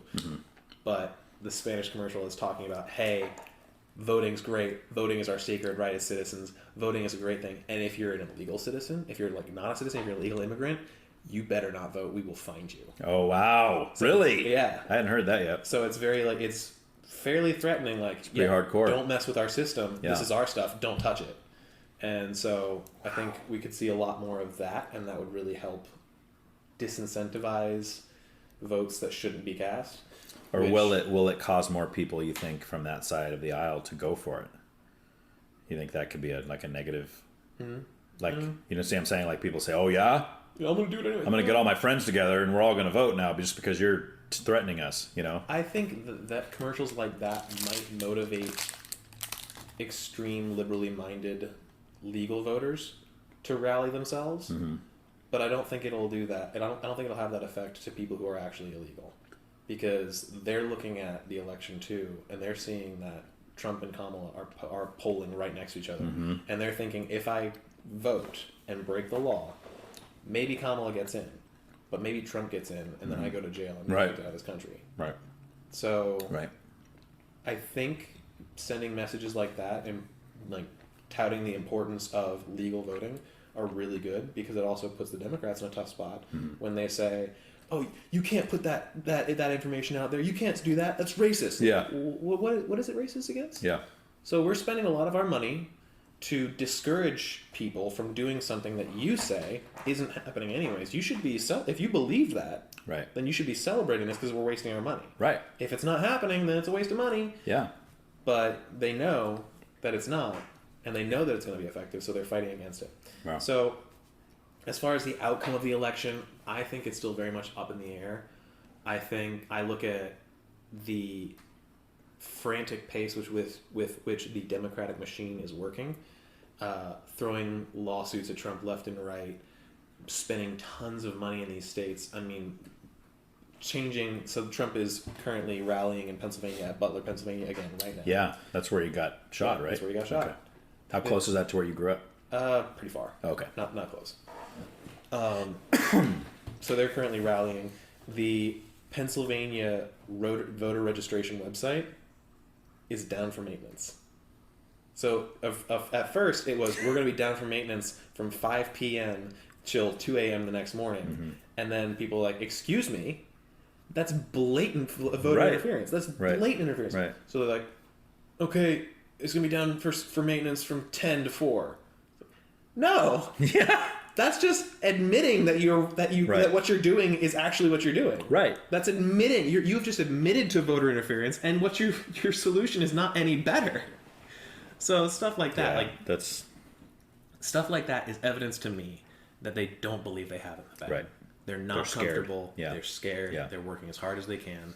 And when I see, their message since J.D. Vance's nomination has been to ostracize him, make him seem fringe. He's weird. Oh, he's just weird. Yeah, he's weird. He's weird. Yeah. Oh, that's really weird.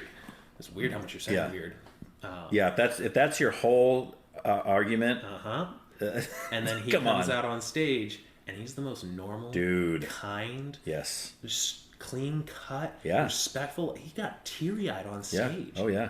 So good. He had nice things to say about Tim Walz, and he was everything they say they want. And nothing that they can actually let themselves have. Right. So, but that didn't make them say, "Hey, maybe we're on the wrong side of the fence here. Maybe this is our guy." You know? Absolutely not. No. But no one can deny that he crushed it in that debate. Oh yeah.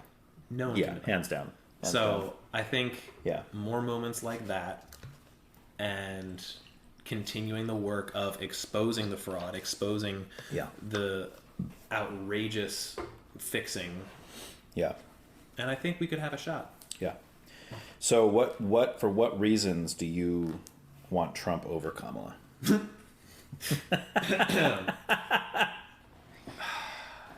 There's I'm sure you could give a million, but there's 1,001 policy reasons why a Trump presidency is better than a Kamala presidency. Right. Why a Trump presidency is better than a Biden presidency, or an Obama presidency, or a Bush presidency. Right. To personalize it, during the Trump administration,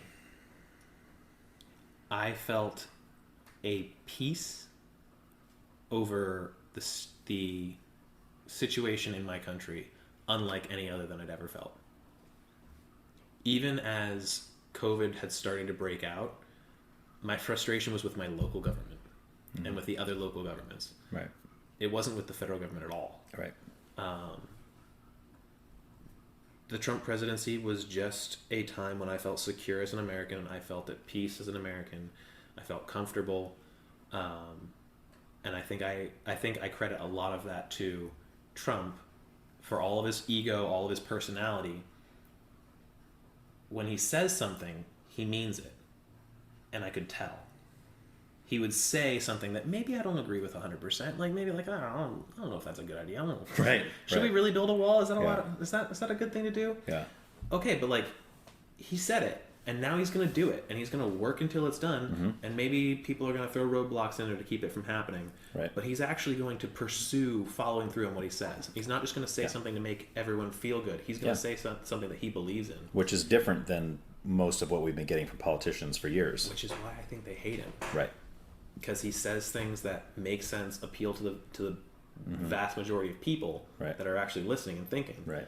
And he means it. He's honest about it. He said he was going to go talk to Kim Jong-un. I was like, that's ridiculous. Yeah, right? Why would... Yeah. How would you... You can't, can you? Yeah. And he did. Yeah. And he but then they say that's because they're friends and he's in with North Korea. And it's like, really? The lefties were weeping on camera over the fact that he's going to go over there, he's going to bully him into submission. Yeah, okay. It's like, I hope so. I think one of the lines, one of the takeaways was that, my button's bigger than yours, and mine actually works. Right. Don't try it. Yeah. And guess what? We had world peace. Right. There were no wars started during his presidency. Right. It is the only presidency during Vladimir Putin's reign in which Vladimir Putin didn't seize land. There was no aggressive action from Putin. There was no aggressive action from Iran. No aggressive action from China. No aggressive action from North Korea. Everyone just chilled out. It was great. Yeah. And that right there. Okay, so he's a black horse. He's a wild guy. Fine. There was world peace. Right. And that's what it comes down to. Like, really, how is it going to affect your personal life? Yeah. And that's why people get all involved in the personalities of it. Yeah. And, and it's on both sides. People say, well, we can't have Kamala Harris as our president. I mean, have you heard her laugh? I mean, it's just terrible. I can't stand listening to her talk. She's terrible. I say, well, that's true. I agree with you. Yeah. But that's not my reasons for voting or not voting. Yeah. You know what I'm saying? Like, for me, it's going to be more based on what's the country going to be like for me and my children, as we're living here. And I've heard, there's a lot about Trump's personality that you can take issue with. Right. And honestly, even looking a little bit closer at that, I think a lot of it is just showmanship. Like, totally. That's not him. Like he's making comments like, "Oh yeah, man, could you imagine if I drank? If I drank, I don't drink, but if I did, I'd be the worst drunk there was. I'd be terrible." It's all this like weird self-deprecating humor. Right. And like he just trolls people a little bit. He has fun and like it's like, okay, it's like he's not the braggadocious, ignorant hater of people that everyone makes him out to be. All of the personal testimonies of people who have interacted with him in private, one-on-one, and then gone their separate ways, like non-politicians, they're super nice. He's gentlemanly, he's sincere, he's interested in what your problems are, and then on some occasions, like, he'll just bankroll your problem for you. Yeah. I heard a story about this guy who was in, like, D.C. and, like, got a lift. Like, Trump just pulled over in the convoy and, like, gave him a lift somewhere. Oh, no way. They chatted for a few minutes. Like, yeah, I'm trying to pay for this house and stuff, and just doing stuff. And then he, like, goes home, and, like, a week later, the bank calls, like, oh, yeah, your mortgage is gone. What? Dude! I want to be that guy. I would rather be that guy and, like, not talk about my problems. Be like, hey, man, like, how's your life going? Yeah. Like, I'm not going to talk about anybody. Like, how can I pray for you specifically? Yeah, of course. But then have them pay off your mortgage, of course. It'd be nice. Evangelize first, and then have them pay off your mortgage. Yeah. Yeah, that's awesome, dude. So yeah, there's plenty of reasons. Well, and that's the thing, right? There's all the critics on the one side of it, to where, like, I don't know if you remember when was it a football team? A baseball team or something he had to the White House, and he got them all like cheeseburgers from some fast food joint or something. Do you remember this? No.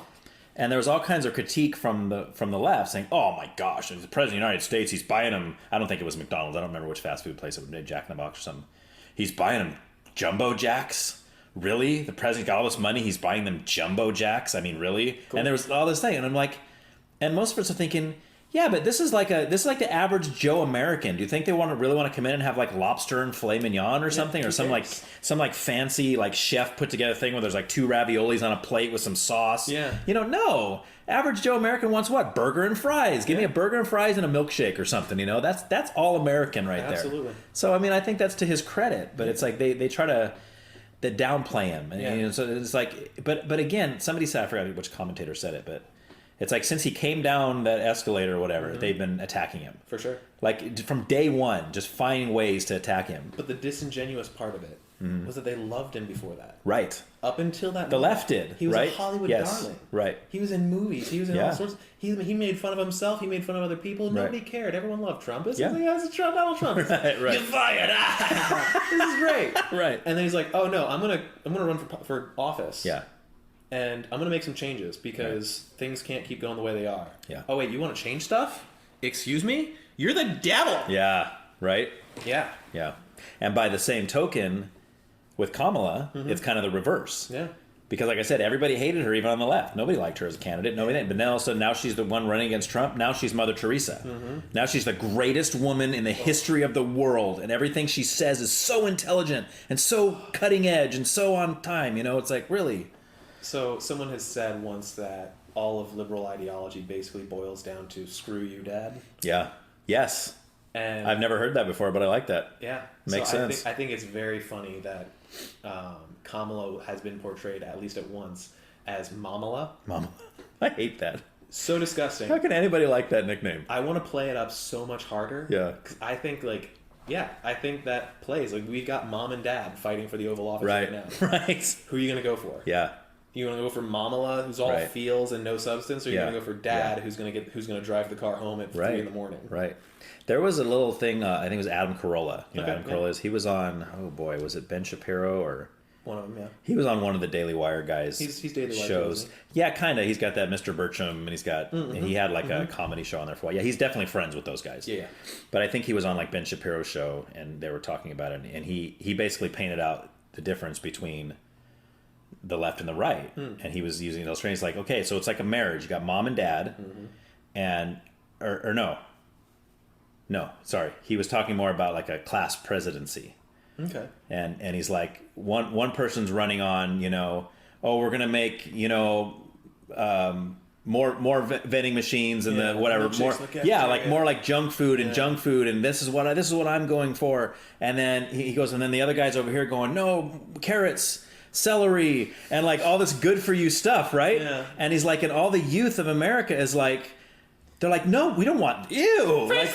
Yeah, exactly. Give us this over here, but they don't realize that this is the good stuff, even though you don't like it as much. Like in the long run, you're gonna wish you had the peas and the carrots over here as opposed to the milkshakes over here. I'm sure I'm totally butchering what he was saying, but it was something along those lines. Absolutely. He's like, if you're running on carrots and celery, you're not going to be very popular, but you're right. Yeah. Right? But if you're running on junk food, you're wrong, but you're going to be more popular. Yeah. Right? So, and that's just kind of the sad state of our country. At least the 25 and down crowd right now. And again, going back to like Charlie Kirk, and you're watching some of these things where he's talking to these kids, and they don't really know. They don't even know what they're talking about. They don't know anything. I know. It's sad. Like, but they're so strong that they do, and they will get in your face and fight you about it until they're confronted with statistics, and then they say "screw you" and walk away and yell profanities at you. Yeah, which of course shows that you won that conversation.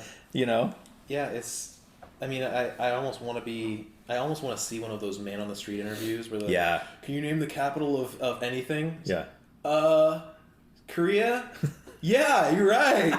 I almost want to do one of those just so I can be like the one example of someone who knows anything about anything. Yeah. Like, oh yeah, no, I actually don't know about that one. You got me. All right, but I know this and I know this. Right. I just want to see someone who's actually like intelligent, but you don't see those because those don't get clicks. It's sad. But yeah, I think as far as in my conversations with people, the thing that I've found that's most effective is like, oh, well, really? Why? Yeah.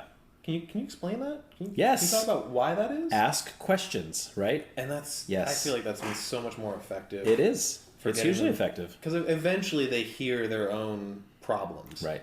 And then you're like, okay, well, like, maybe that's true, but what if things were like this and this and this? And because they're like this, therefore they're also like this. Right. So, and I think that J.D. Vance did a great job of exactly that. Yeah, totally. So, I'm looking forward to that. Yeah. Well, hopefully. Yeah. We'll see, man. We'll see what happens. So the last thing I'll ask you in politics is, obviously Trump and Kamala are what we have, and I think you're pretty clear you're on the Trump team in that sense. But are you happy with the two choice? Like, are you happy with Trump as a choice, or do you wish there was somebody else instead? I happily voted for Trump the first time, and the second time, and the third time. All right. You've already voted, huh? Oh gosh. Maybe I voted twice. Who knows? Watch them throw me in jail for that one. They will. Yes. Throw me in jail. Yes. One of my 20 listeners will turn you in. Look out. Good thing they don't know my address. That's right. I'm happy with Trump. I liked DeSantis. Me too. I liked him, but I don't think I never thought he was the guy for the top position right now. Maybe in the future. The problem with that, though, was that this is his political moment. Right. This is the only time he has. He did great in COVID. He has to do something while people can still remember it. Right. His term as governor is going to end while the second term in presidency is still going on. Right. By the time the next election comes around, he's going to be a bygone. Yeah. He's done. He's going to have to remake a name for himself, kind of. He's going to have to do something. Right. So I do feel bad for him in that sense, and I understand that he fought as hard as he could to do what he could. I thought he went great. I look at what he's doing in Florida, and I was like, dude, for the whole country, please. Absolutely. Because I feel like he held a lot of the same political stances as Trump, but without the bad personality and the. He's more conservative than Trump is. Right. Yeah. Which is great, and I love that. I don't think he's the guy for the top spot. I don't think he will be able to get as much done in the top spot as Trump can. Okay. Because Trump has now been there, he's seen it, and he knows he's had time to plan and approach it again for a second try. I think if Trump can get in, he will get a lot more done for good than he could for the first time. Especially because he knows it's his last. Because I think in his mind, he thought he was going to have another 4 years. Yeah, I think that was a big shock. It was described to me that Trump at first wanted to win, Trump at second thought he was going to win, right, and Trump at third knows he needs to win, right. So like, I think I'm very pleased with what we're seeing out of Trump, with a lot more self-control. Oh yeah, a lot more humility. Yeah. Right. Trump this time around is much different than before. Looking forward to it, and hey, I think J.D. Vance could play his cards right and roll this into a successful presidency. Oh yeah. Roll the VP slot for 4 years into 8 years in the White House, and maybe bring DeSantis with him. That'd be good. Oh, that'd be cool. Yeah, that'd be cool. Yeah. J.D. Vance for president with a DeSantis 2028. VP. Yeah. All right, we're calling it right now, man. That'd be great. You'd have two guys who are no nonsense, who know the facts and know how to get it done. Yeah, I think that would work really good. Nice, dude. Yeah, I'm with you. All right, cool. So, I mean, obviously, the background of you is obviously you grew up in the church, like we already been talking about. So, did you ever? So, you talked about the moment where you kind of, I forgot how you worded it. Like the moment you kind of really felt invited, the Lord calling you specifically. Because people that grow up in the church, they always have that moment in like early adulthood, usually, where they, or maybe even before that, where they kind of feel like, okay, now my faith is my own. Right. Like I'm not just riding the coattails of my parents anymore. Right. I've developed this on my own, and this is something I always tell my children. I say, look, I'll teach you everything I know. Me and your mom will live the Lord in front of you, but ultimately you have to make your own choice. Yeah. You can't be like, oh, my parents were Christians. Yeah. My parents followed Jesus. It's like it doesn't work. So I mean, you need to do that, and we're seeing that for my older son is in that place right now where he's kind of shaking his fist at everything God related, and he's anti all of it, and he's kind of in that place, and I just think he's 22, so I'm thinking, well, hopefully, I think I'd rather have him be questioning than just be like blindly following what his parents believe. You know what I'm saying? So my mom phrased it really well. She said that God can turn a moving truck. Yeah. going fast as you want, with as much in the back as you want. God can turn a moving truck. Right. But he won't turn a truck that's standing still. And so I think... That's beautiful, dude. So I like think, that. Yeah, it's tough to see your kid, like your beloved boy, doing awful things to himself that he's going to regret later on. Yeah. But I think prayerful consideration and a lot of prayer for him is the best way to go. Right. Because as long as he's moving forward, as long as he's challenging something, God can turn him around. Right. But when I need to remember that God loves him more than I do. Yeah, that too. That's hard to imagine, but it's true, right? Yeah. For me, I think the scary part for my parents was that I was that sitting still truck. Oh, okay. I was the guy who was just going to church and just tagging along and just it was real to me and I believed it wholeheartedly, but I wasn't doing anything about it, and that was the really tricky part. Okay. So I think when I was about 4, I prayed the prayer. And oh wow. I recall doing it of my own decision, unprompted, and I did it during our bedtime prayer because that was our standard. We say prayers, go to bed. Yeah. And I remember that my dad was touched and just beyond words, just happy, joyful. I felt that over him, and I can't put my foot down at any point and say like, oh, that's the point, that's the moment. But I have a suspicion that was not the moment that I was saved, but just a moment that I was sanctified. Okay. Because the scripture says all those who call on the name of the Lord will be saved. Right. And so I believe that was an honest moment from childhood me calling on the name of the Lord to save me. Okay. But you don't think you were actually saved at that moment? No. Okay. I think that salvation came much later in my life. Okay. So now for most of my childhood then, I'm in this weird state where I am set apart.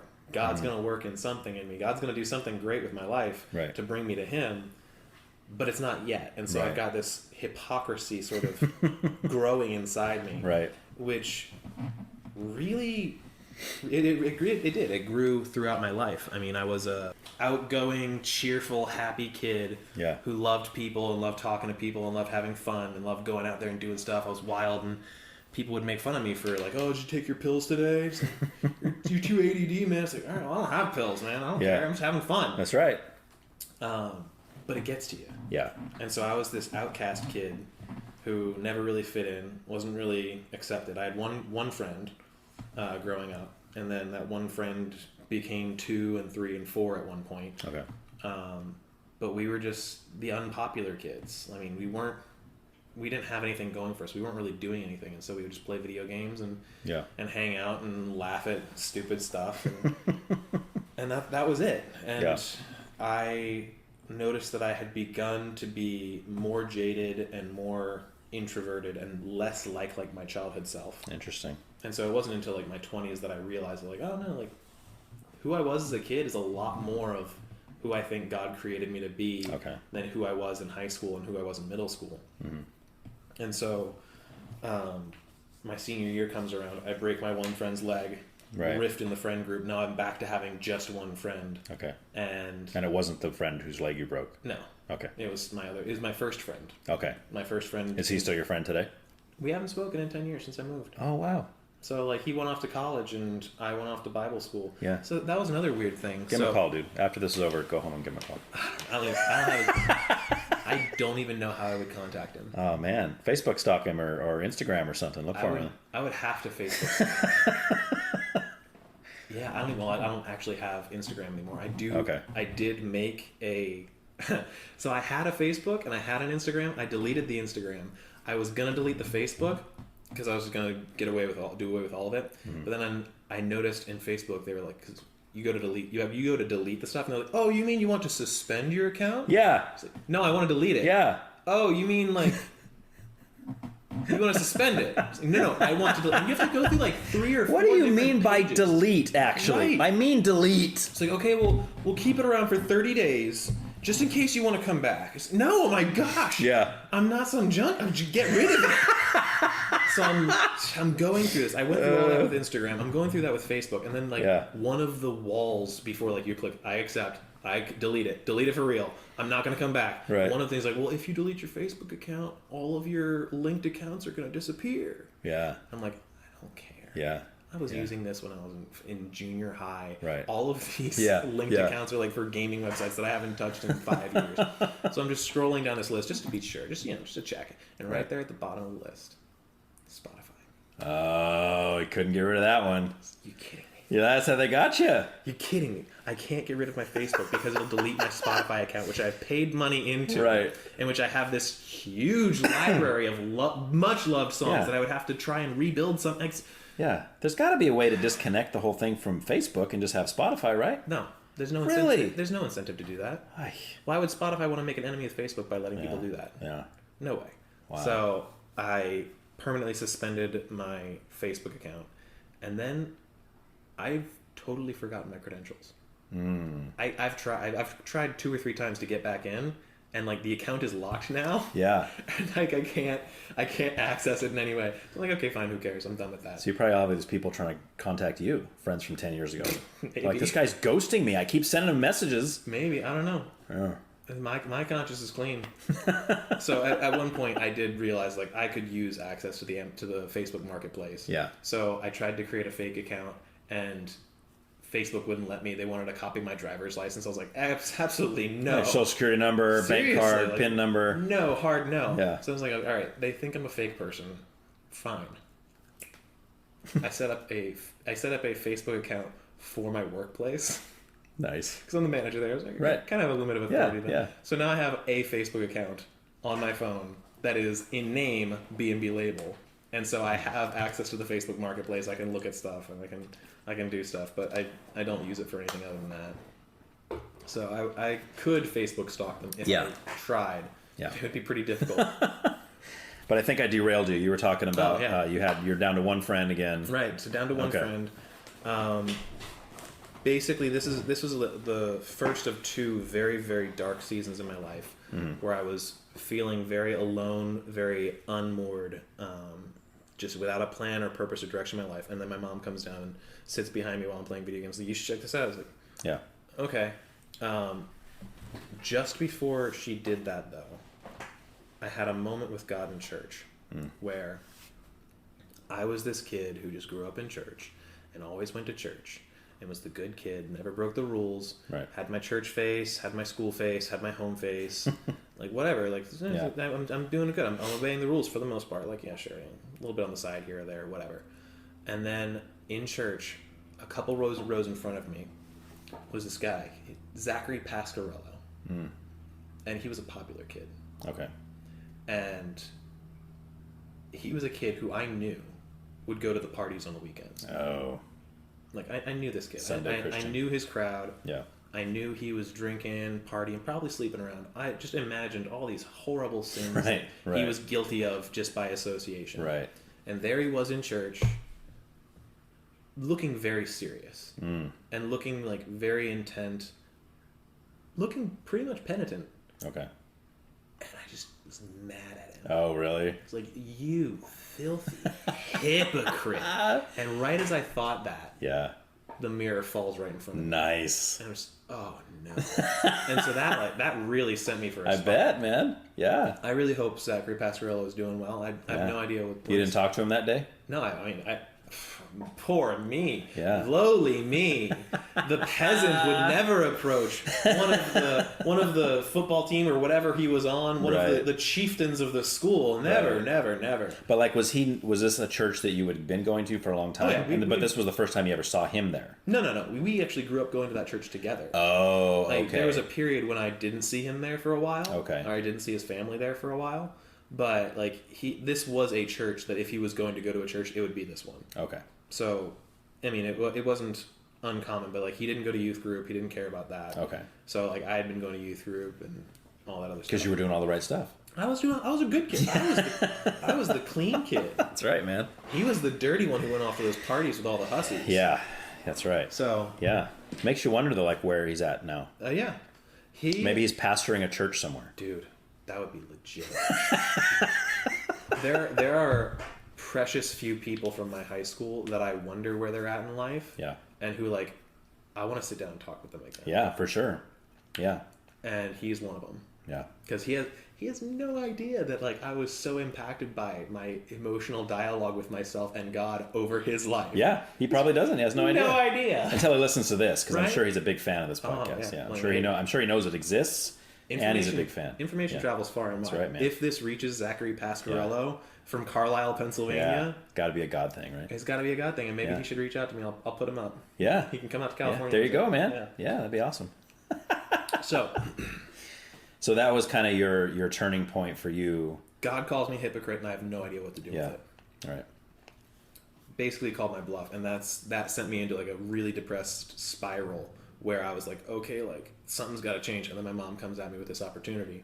It's like, okay, full steam ahead. We're doing this. I'm not going to live this hypocritical life. I don't want it. I want nothing to do with it. I know I need Jesus.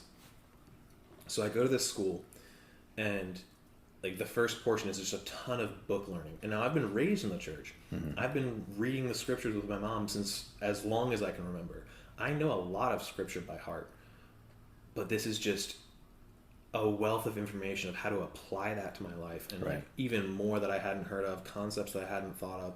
And even today, like I could look back at my notes, which were, I'm sure, sloppy and terrible, and I would still probably get something out of it. Yeah. It was really intensive. And despite all that, throughout this whole experience, there's still this like empty, hollow, nagging feeling going on in the back of my heart. Right. We make it through, and this would be like the first time in my life when I was a part of a community that was invested in me, that like cared about me. Because my friends, like we're dudes. We don't care. We pick on each other, make fun of each other.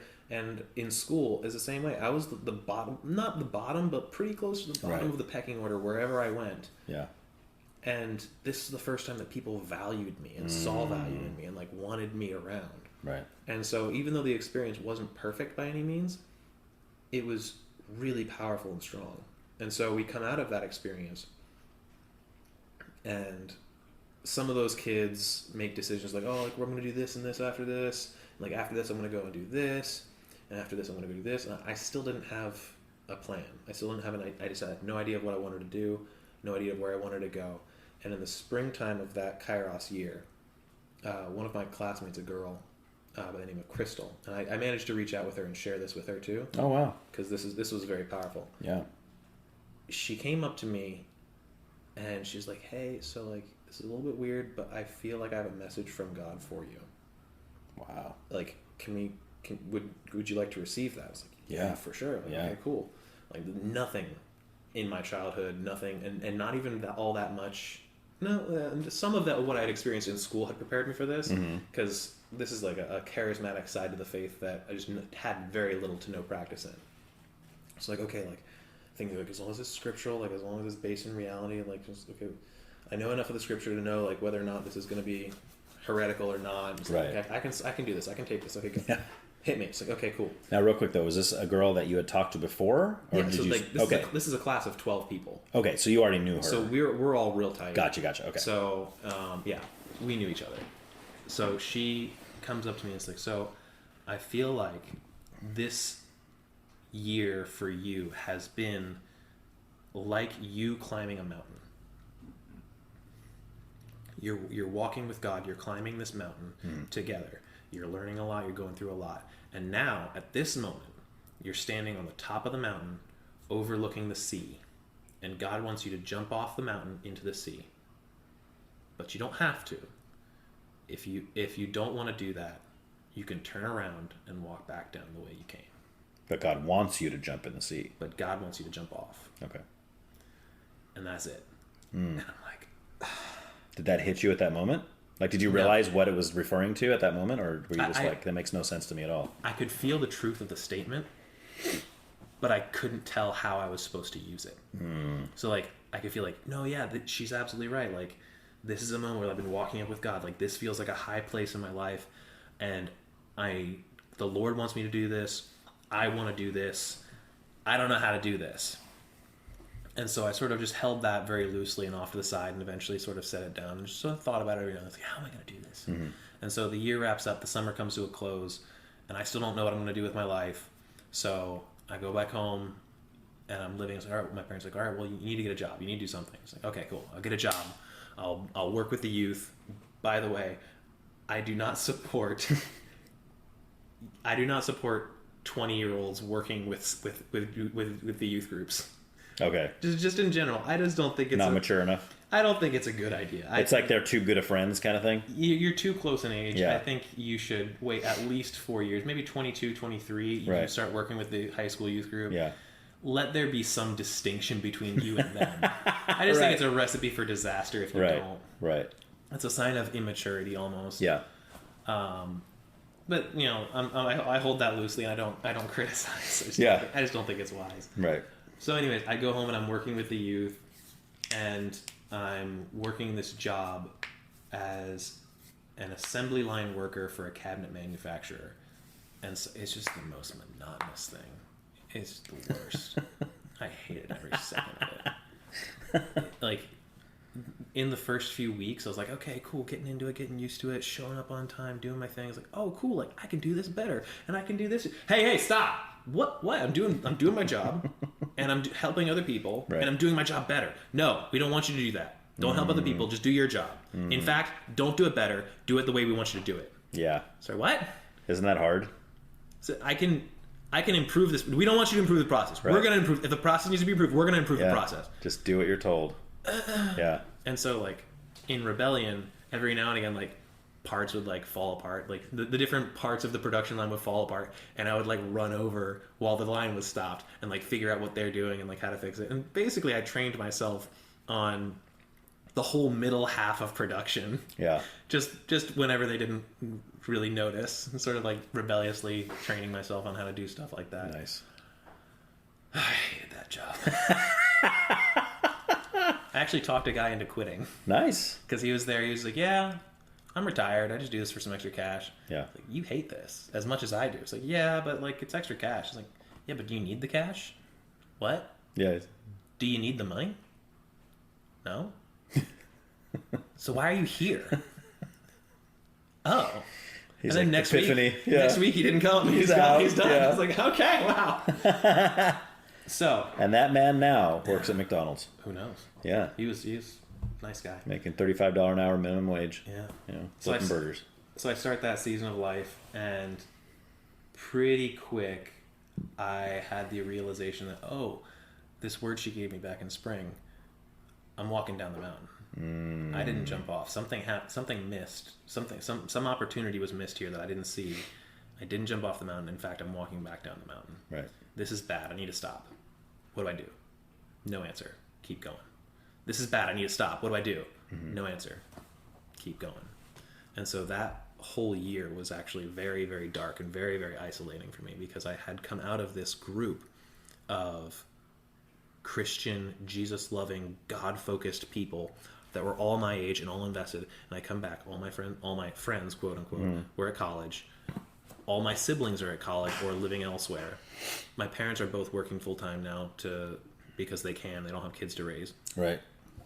And and I'm expected to be an adult. Yeah. And so I'm working this job completely alone. I go to work alone. I come home alone. And this is before you moved here, or this is after you moved here? Before. Okay. So this is after I met the Hernblads. So Gotcha. The invitation to come to California is on the table. Gotcha. And so, like, throughout those 6 months, somewhere around February, just dead inside. And, like, all of the evil, all of the horrible things, all of the horrible patterns that I had been involved in before I went to Kairos, they were all back in full force, and I was just living this fake, hypocritical life. And I hated myself for it, and I hated myself worse for it, because I knew, because it was there. Yeah. And so I was like, this is absolutely devastating. And I'll even go so far as to share, so my brother is engaged at this point. He's getting married. He can't have all of his groomsmen, which I was one of. He can't have them all at the same event, so he's going to have 2 different bachelor parties. Oh, crazy. Yeah, just so that everyone can be a part of at least one of them. Right. So I can only be a part of the first one. So we go down to Myrtle Beach. This is on my 20th birthday. Is that Virginia? South Carolina. South Carolina. So we drive down to Myrtle Beach. His fiance is with him. It's not going to be like a wild Right. stripper fest. Yeah. But like we're going to have fun. We're going to party in the way that I Right. believe my high school peers were partying. Right. He's got all of his fraternity brothers there. Yeah. And like some of their girlfriends, and it's just going to be a fun time. Right. For them, it's going to be a pretty tame event. Right. But for me, I've never experienced anything like it. For you, it's going to be just the hangover. Who knows? Yeah. So we show up, and I've got a happy face on. I'm happy to be at the party. I'm just really glad to be really jazzed about being on the show. Just there for it. So happy. Like I'm invited. I'm like, this is a party. This is the real thing. Yeah. Like, cool. Like I've been feeling so sad, so depressed lately. This is what I need to get out there, hang out with some people who are more mature than me, and just cut loose for a bit. So we start off. It's like, okay, hey, we're in the hotel room. Devin's 20. He's never had anything to drink, ever. What are we going to start him off with? Oh, boy. He's Irish. We got to start him with a shot of Jameson. All right, well, here we go. Never had any kind of alcohol ever. Yeah. Shot of Jameson. Wow, that's disgusting. So bad. Yeah. Like, someone took rotten wood and set it on fire and distilled that into a drink that hurts you. It's like, well, how? That burns all the way down. How? Oh man, Sean, that was terrible. I hated that. Yeah. So all right. So what's next? We got to give him something a little bit nicer next. Like, okay, so let's do him a shot of Smirnoff. Oh boy. To appeal to your Russian blood that you don't have. I don't have. Yeah. So I do a shot of Smirnoff right on the tails of a shot of Jameson. So now I got 2 shots, and I was like, well, the Smirnoff, I guess, wasn't as bad. It didn't taste like a wood fire. It didn't taste like anything really, but it still burns. It still hurts. Oh wow, that was really rough. So they figured they should give me something a little bit sweeter, something a little bit more palatable now. Right. So they gave me a rum and coke. Okay. So now it's been 5 minutes. Yeah. I've done 2 shots, and now I'm sipping on a rum and coke. Yeah, you're probably feeling pretty good about this point. Not yet. I'm not feeling anything yet. Really? Yeah. Because so my brother starts talking me through. He's like, all right, so like these are the signs. Like this is how you know you're getting intoxicated. Whenever you like start nodding and you don't really know why. Yeah. That's how you know you're feeling buzzed. It's like, okay, cool. Like I don't feel anything right now. Nothing's kicked in. Finish this rum and coke. This is disgusting. Didn't really like it, so I just finished it fast. Right. And so they start making mac and cheese, and they start making daiquiris, and we're getting in the swing of it. Mm-hmm. And so they give me a big bowl of mac and cheese, and I'm starting to eat it. I'm feeling it. I'm like, okay, because like I don't think we'd eaten yet at this point. So this is like 2 shots, 3 drinks on nothing. Right. 165 pounds, 6'3". Oh boy. First time ever having 3 shots on nothing, then putting mac and cheese on top of it. Yeah. And then we put a daiquiri on top of that. Whew, that's quite a sandwich you're making in your stomach there. Oh my god. And so with the daiquiri going down, the daiquiri's like, okay, this is kind of like a disgusting watermelon strawberry smoothie. Right. This is all right. I can drink this. Whatever. And now I'm really feeling, it's like, okay, so now we're push-up competition. Wah! It's like, okay, cool. Boy. So they all did 25, and I know they can do a lot more, but whatever. Like, they're doing 30. It's like, I'm going to do... Yeah. Watch this. Never done push-ups. So I crank out 30 push-ups, which is more than I've ever done in my life up to this point. Oh my gosh, dude. And right at 30, a rubber band snaps in the back of my neck. Oh no. And just lightning. Oh my gosh. Just the most gnarly tension headache. I've never experienced anything like it. I have since. I've gotten them since. Not for a long time, but... And it's like, oh, come on, push it up. Do one more. So I do 35 push-ups in total, the last 5 in agony. And now I'm sitting there on the floor like... very drunk with a splitting headache, and it was like, wow, this is fun. Is this fun? This is like the butterfly meme. Like, is this fun? Yeah. It's like, all right, what was it? Hot tub, yeah. So we go down. Oh no, dude. And I'm thinking back. Brothers love you at all? My brother and my sister-in-law. Oh my god. Look back on this night in horror. Yes. Like tripping over themselves in apology. Yeah, they could have killed you, man. And I love them and I forgive them. This is all part of the bigger story. Okay.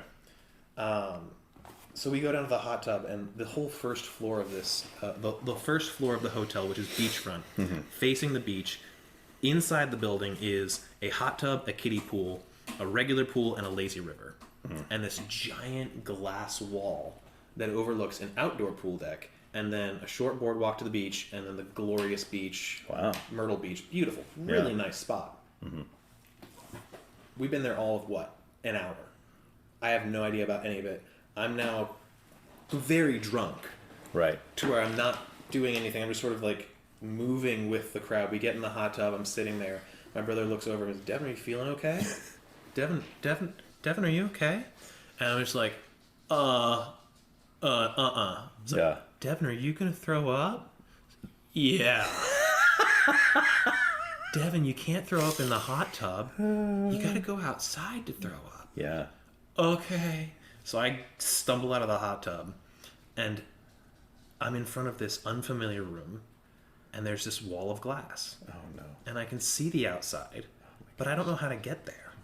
And so I'm stumbling down this glass wall looking for a door, which I can't find until I finally see some people come inside. It's like, oh, good. There's the door. Good. Okay. So I stumble towards the door. I'm really starting to feel the sickness coming up. Oh, inside. yeah. And so, Yeah. This isn't good. This is real bad.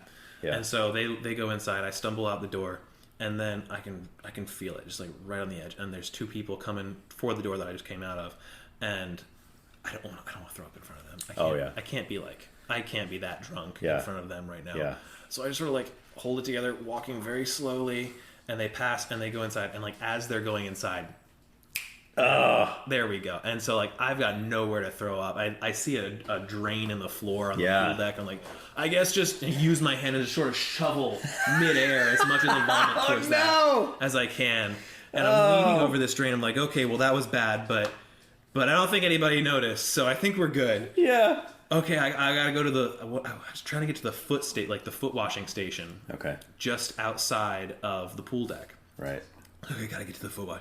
It's got a shower and a drain. It's everything I need right now. It's like a sink or something. It's like something. So I stumble towards the gate again, halfway across, right on the sidewalk. It's like, all right, well, okay, keep moving. So I get to the gate, and I don't know what genius designed this gate.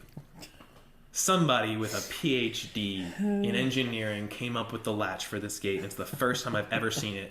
I'm blurry-faced drunk, can hardly see straight, and I have no idea how to undo the latch. And I can see the foot station on the other side. Just panic is welling up inside me as like more vomits coming. Pop! I got the gate. Yeah. I get through the gate, and I just lay down in front of this foot station and just start hurling everything inside of me. Mac and cheese, huh? The mac and cheese comes out, all the daiquiri comes out, all the booze comes out, and I'm just hitting the foot wash, and just it doesn't go anywhere. Yeah. So like the vomit's washed away, the mac and cheese is there, but the mac and cheese isn't going anywhere. So I'm trying to like shove it down into the rubberized, mash it into the holes, into like the rubber like restaurant mat. Yeah. It's like trying to shove it down through the cracks and just like get it in there, and like it's all washed clean and it's just noodles at this point. Yeah. And like I can feel the presence of people moving back and forth behind me, but like no one's stopping to say, hey man, you okay? No one is, for all I care, no one exists except for me and this drain. Gotcha. And eventually nothing else is coming up, and I still have a splitting headache, and I'm like the rest of my head is really joined in the chorus now. And so I've got the spins, there's nothing left in me to give. So I'm, I guess I'm done. So I get up and I go out at the boardwalk a little bit, go into some grassy area, and I'm just laying there, staring at the stars, all by myself. And my brother comes out and says, Devin, what? Are you going to be sick anymore? No, it's all gone, dude. Okay. Bro, you can't be drunk here. What? Devin, you're 20. Yeah. You can't be drunk out here. Oh, man. We have to get you back into the room. Right. Yeah. You got to get up, bro. It's like, oh. So he gets me up. He gets me back into the hotel. He's like, all right, can anybody walk him up to the room? Because he can't get there by himself. I can barely see. Yeah. It's like, okay. So JJ, solid guy, he offers to walk me back to the room. Gets me back in the room. He's like, all right, you good? He's like, yeah, fine, sure, whatever. Just don't say anything. Quiet, please. Heavens, please. Let me have some peace. It's like, okay, are you good? I'm good. Sorry. He goes away. So I'm like, all right, I feel terrible. What do I do when I feel terrible? I get in the shower. I'm going to get in a shower. Yeah. So I get in the shower, too tired to stand. So I sit in the shower. I'm like, part of my body's hot, part of my body's cold. So like, all right, whatever. Plug the drain. Take a bath shower. Right. So I'm sitting there in the bath, sitting there in the shower. Tub's filling up. I'm getting warm. Feels good. I wake up, and the shower is still running, the tub is still filling, and my head is on the side of the tub, and the water is at my nose. Oh my gosh. Over my mouth. And like, at this point, yeah, I've become sober enough to have rational thought again. Right. But I'm still in a lot of pain. Yeah. And the thought that comes to me is, this is how idiots die. Yeah. I've heard these stories. Mm-hmm. This is how stupid people who live stupid, worthless lives die. Yeah.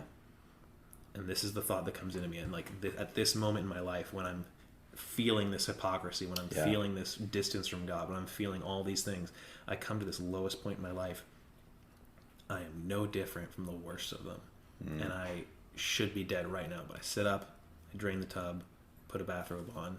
Yeah. And like the rest of that weekend was sort of like an observation. Like, oh, it's kind of like a third person, like, this is the hope, and this is the best that this world has to offer. Yeah. This is the best that their world can give. Right. And like, this is so much fun. Everyone's having so much fun. And like, there are tastes of that world, like women and drugs and all sorts of other stuff that could have been present. No, they weren't. I mean, my brother's not that guy. Some of his fraternity brothers might have been those guys, but my brother wasn't, so they weren't there. But like, there's other stuff that can capture you and lead you in, and it's all just as worthless. Yeah. And I'm just observing all of that, and so I leave that weekend, drive home, and I'm just, I feel that bankruptcy. Yeah. Like, this is not the way I want to live my life. It's not the way I purpose my life. Something has to change, and I have no idea what it is. So I'm done here. I can't be in Pennsylvania anymore. Jared Hernblad, he invited me to come to California. I don't know what's out there. Yeah. But it's not this. Here. Yeah. It's not this. Yeah. And so basically, almost as of that moment, I think as of that weekend, I quit my job at the cabinet manufacturer because I hated it. Yeah. And I went back to work at my first job, which is at Red Robin. Oh, nice. Which is a really good experience. I just ate there yesterday. It's so good. Fantastic. I mean, I'm really upset with, like, we could talk for another hour on all of the things that I don't like about the modern service industry. But when I was there, all of that was only just starting. And so like, I got to be a busser, a cleaner, a host, all that fun stuff. And I just had fun doing it. It was active. It excited my social side. Yeah. That was actually the Robin for a bit, which is more stories we don't have to talk about. Oh, you wore the suit? Oh, yeah. Nice. Some fun experiences. There's a story for the grandkids someday. Yeah.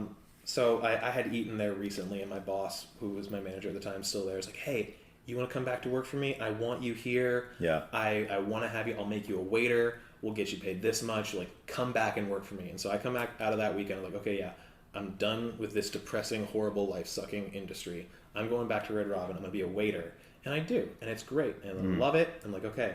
So, Liz, I'm only going to work here until after my brother's wedding in June. And then I'm going to go leave that. And after that, I'm done here. I'm going to move to California. She's like, okay, great. I've got you for 3-4 months. Cool. Put you to work. Nice. Thank you, Liz. That's nice of them to do that. Yeah. So I've got this plan. I'm moving forward. Things are looking good. End of May rolls around. I get a call out of the blue from my roommate from Kairos. He's like, hey, man, so this summer's missions trips where we all lead the high school teams to different places all over the world, we're short-staffed. We need another male discipleship leader for our summer trip to Scotland. I'm on the trip. We just need another guy. We don't have anybody. Can you come? I'm like, oh, man. This is like, my brother's getting married in 2 weeks. Yeah. I'm moving to California right after that. Yeah. Like, I just can't do it. It's like, we'll help you fundraise. We'll give you a scholarship for it. Like, we'll bring the cost way down for you. He's like, yeah, I know. Like, it sounds awesome. Like, I would love to have this opportunity, but I can't. I'm busy. It's like that single thing. It's like, gets you all the time. Oh, I'm too busy for that. I'm too busy to obey the Lord. Yeah. It's like the Lord's timing doesn't line up with our timing. Right? What's up with that? Seriously, why does he do it like that? Doesn't he know who we are? So I'm like, all right, but hey, man, I've got these friends like they'd be great for the job. I'm gonna call them all up. I'm gonna offer it to them. I'll figure out how to fill this position for you. Okay, cool. It's like, great. All right. So I start calling my friends. I've got a couple friends at this point who I know love Jesus. Like 4 or 5 maybe that I see occasionally here and there. So I start calling him up. I call him twice, no answer. Next one, call him again, no answer. Next one, call him again. This is right before dinner time. What are you doing? Right. You're available. Yeah. Nobody answers. So I'm sitting at dinner with my mom and dad. I'm telling them, I was like, yeah. It's like, nobody's answering the phone. Like, I don't get it. My dad just looks at me. He's like, what are you doing? You're the most flexible person I know. Just tell them what the situation is, right, and see what they can do. Yeah. Okay. So I call him back up. I call my buddy back up. I was like, hey, can I speak to the director? He's like, yeah, sure. Here, he's right here. Like, great. Hey, so Tom, my brother's getting married in 2 weeks. That's right in the middle of training camp. Right. I got to be there at that wedding. Right. And then the whole team flies out for their trips, like the day after the wedding. Right. And so Tom's like, okay, so here's what we can do. We can bring you out for the first week of training camp, which is just the counselors. That'll be fine. And then we'll have you for the second week of training camp, which is with the kids. And we can send you home halfway through that. You can be at your brother's wedding, and then we'll get you a flight to reconnect with the trip with the team as the team goes overseas. Wow, he makes exception for you. That's awesome. How about that? Yeah. That works. And so my dad also reminded me, like, yeah, we can move your flight to California. That's fine. It's easy. Right. So we moved my flight to California, and that night I drive back to work, and I try to talk to my boss, and she's not there. So I talk to the other manager, like, hey, like, I know we had this plan that I was going to leave in 2 weeks, but something's come up. I got to leave now. And she's like, what do you mean, like right now? Yeah. I'm like, yeah, like right now. Yeah. She's like, well, that actually kind of works. I was just writing up the schedule, so I'll just erase your name. Wow. I was like, okay, thank you. I'm sorry. It's like, it's all right. Have a good life. Nice. All right. Bye. Yeah. So I packed my bags that night. I packed my bags that night and the next day. Tickets came in. I sent out a fundraising letter to all my sponsors who had helped me the previous year, and I hopped on a plane the day after that and flew out to Wisconsin, is where the training camp is, and so flew into O'Hare, and just the remembering, the recalling of the community that I'd had at this place was like coming home. Wow. I was leaving home. I was preparing to leave home for good, but like in this moment, I was coming home to a family in Christ. Right. And all I could feel was redemption, acceptance, forgiveness, value, and just healing from this whole terrible past year that I'd had on my own, and just beauty. And it was beautiful. And like, yeah, there was still hardship in that season, in that place, from like old relationships that like I didn't really want to look back on, but they were there, and like, hey, we're moving forward and it's okay. Yeah. And so throughout that whole summer, there was just redemption and growth and application to what I was doing. Yeah. And I had a hope for the future, because I was like, I basically put it so that like I would get home, have 2 days at home, and then move to California. And Crazy. so during that trip, I talked to the leader of the trip. I was like, hey, so we're here in Scotland. We're going to do our cultural touring day in Loch Lomond, up in the Highlands, at the edge of the Highlands. Loch Lomond is actually a pretty sentimental place to me, because my dad and I used to sing a song about Loch Lomond. Oh, nice. So like that's, he and I would sing that song. Like, it wouldn't be like a family thing. It was just between us. And sometimes like outside of people knew the song. Who cares? But most of the time it was just Right. he and I that would sing this song about Loch Lomond. And so like we're actually going there. I'm pretty jazzed about that. So I'm going to see this place. Like, hey, like, is there any chance? I've never been baptized. Could you baptize me in Loch Lomond? Nice. Absolutely, That's awesome. man. Yeah. He was so pumped. So we make this whole plan that we're gonna go and have a tour, do a hike, and then go back down to the beach in Loch Lomond and get baptized.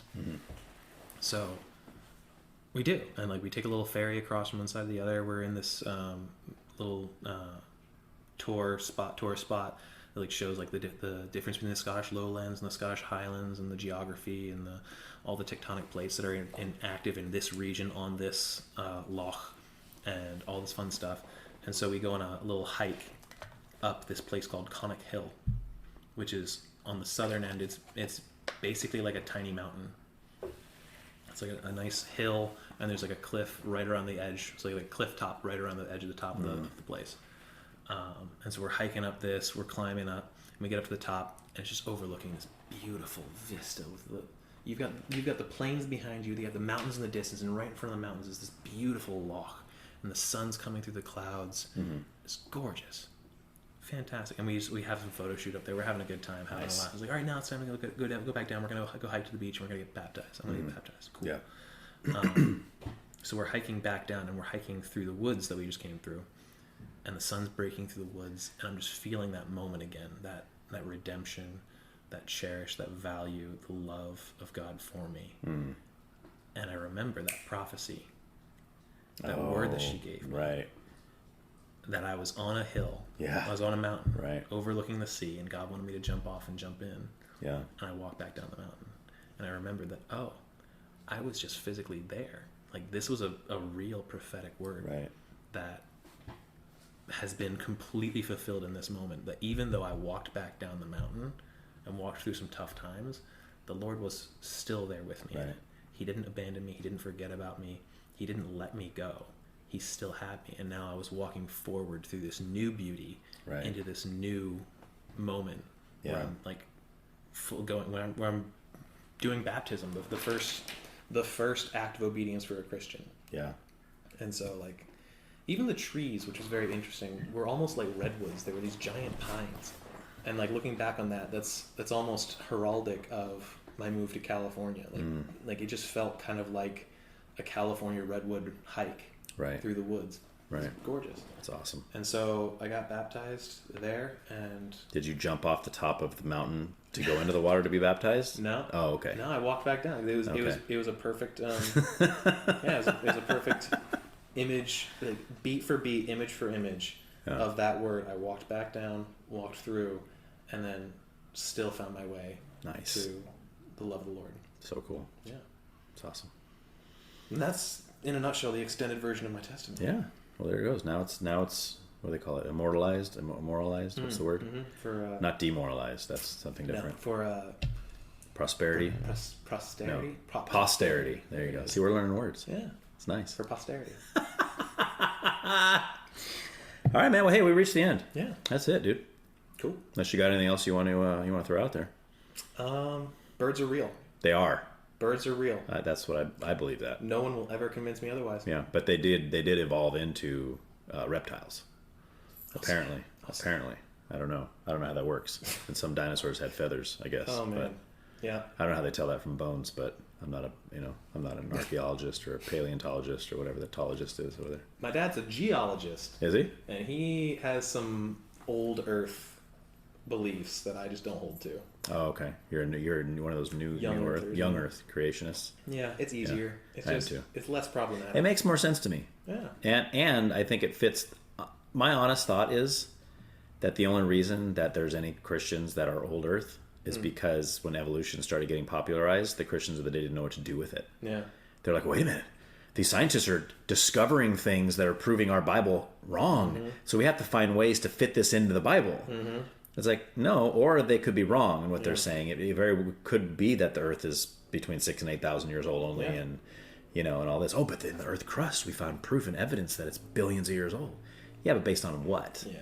Why are you putting so much trust into that dating method? It's so much. It's so much more peaceful for my heart. Yeah. Just be like, no, 6,000 is enough. Yeah. It's okay. Yeah. And then you don't have to get crazy. You don't have to say things like, well, no, you see, each day of creation was 1,000,000 years. Yeah. Oh, okay, there was evening and there was morning, day of millions. Yep. Or what? It doesn't make any sense, right? Yeah. It's just dumb. But that's a whole other... hard. Yeah, it is. I don't need to jump through those loops. Yeah. It's not a hill I need to die on either. Well, and you don't need to jump through the hoops because it's already laid out. It makes sense. It's right there. The scriptures are pretty clear. Yeah. Merry Christmas. Merry Christmas.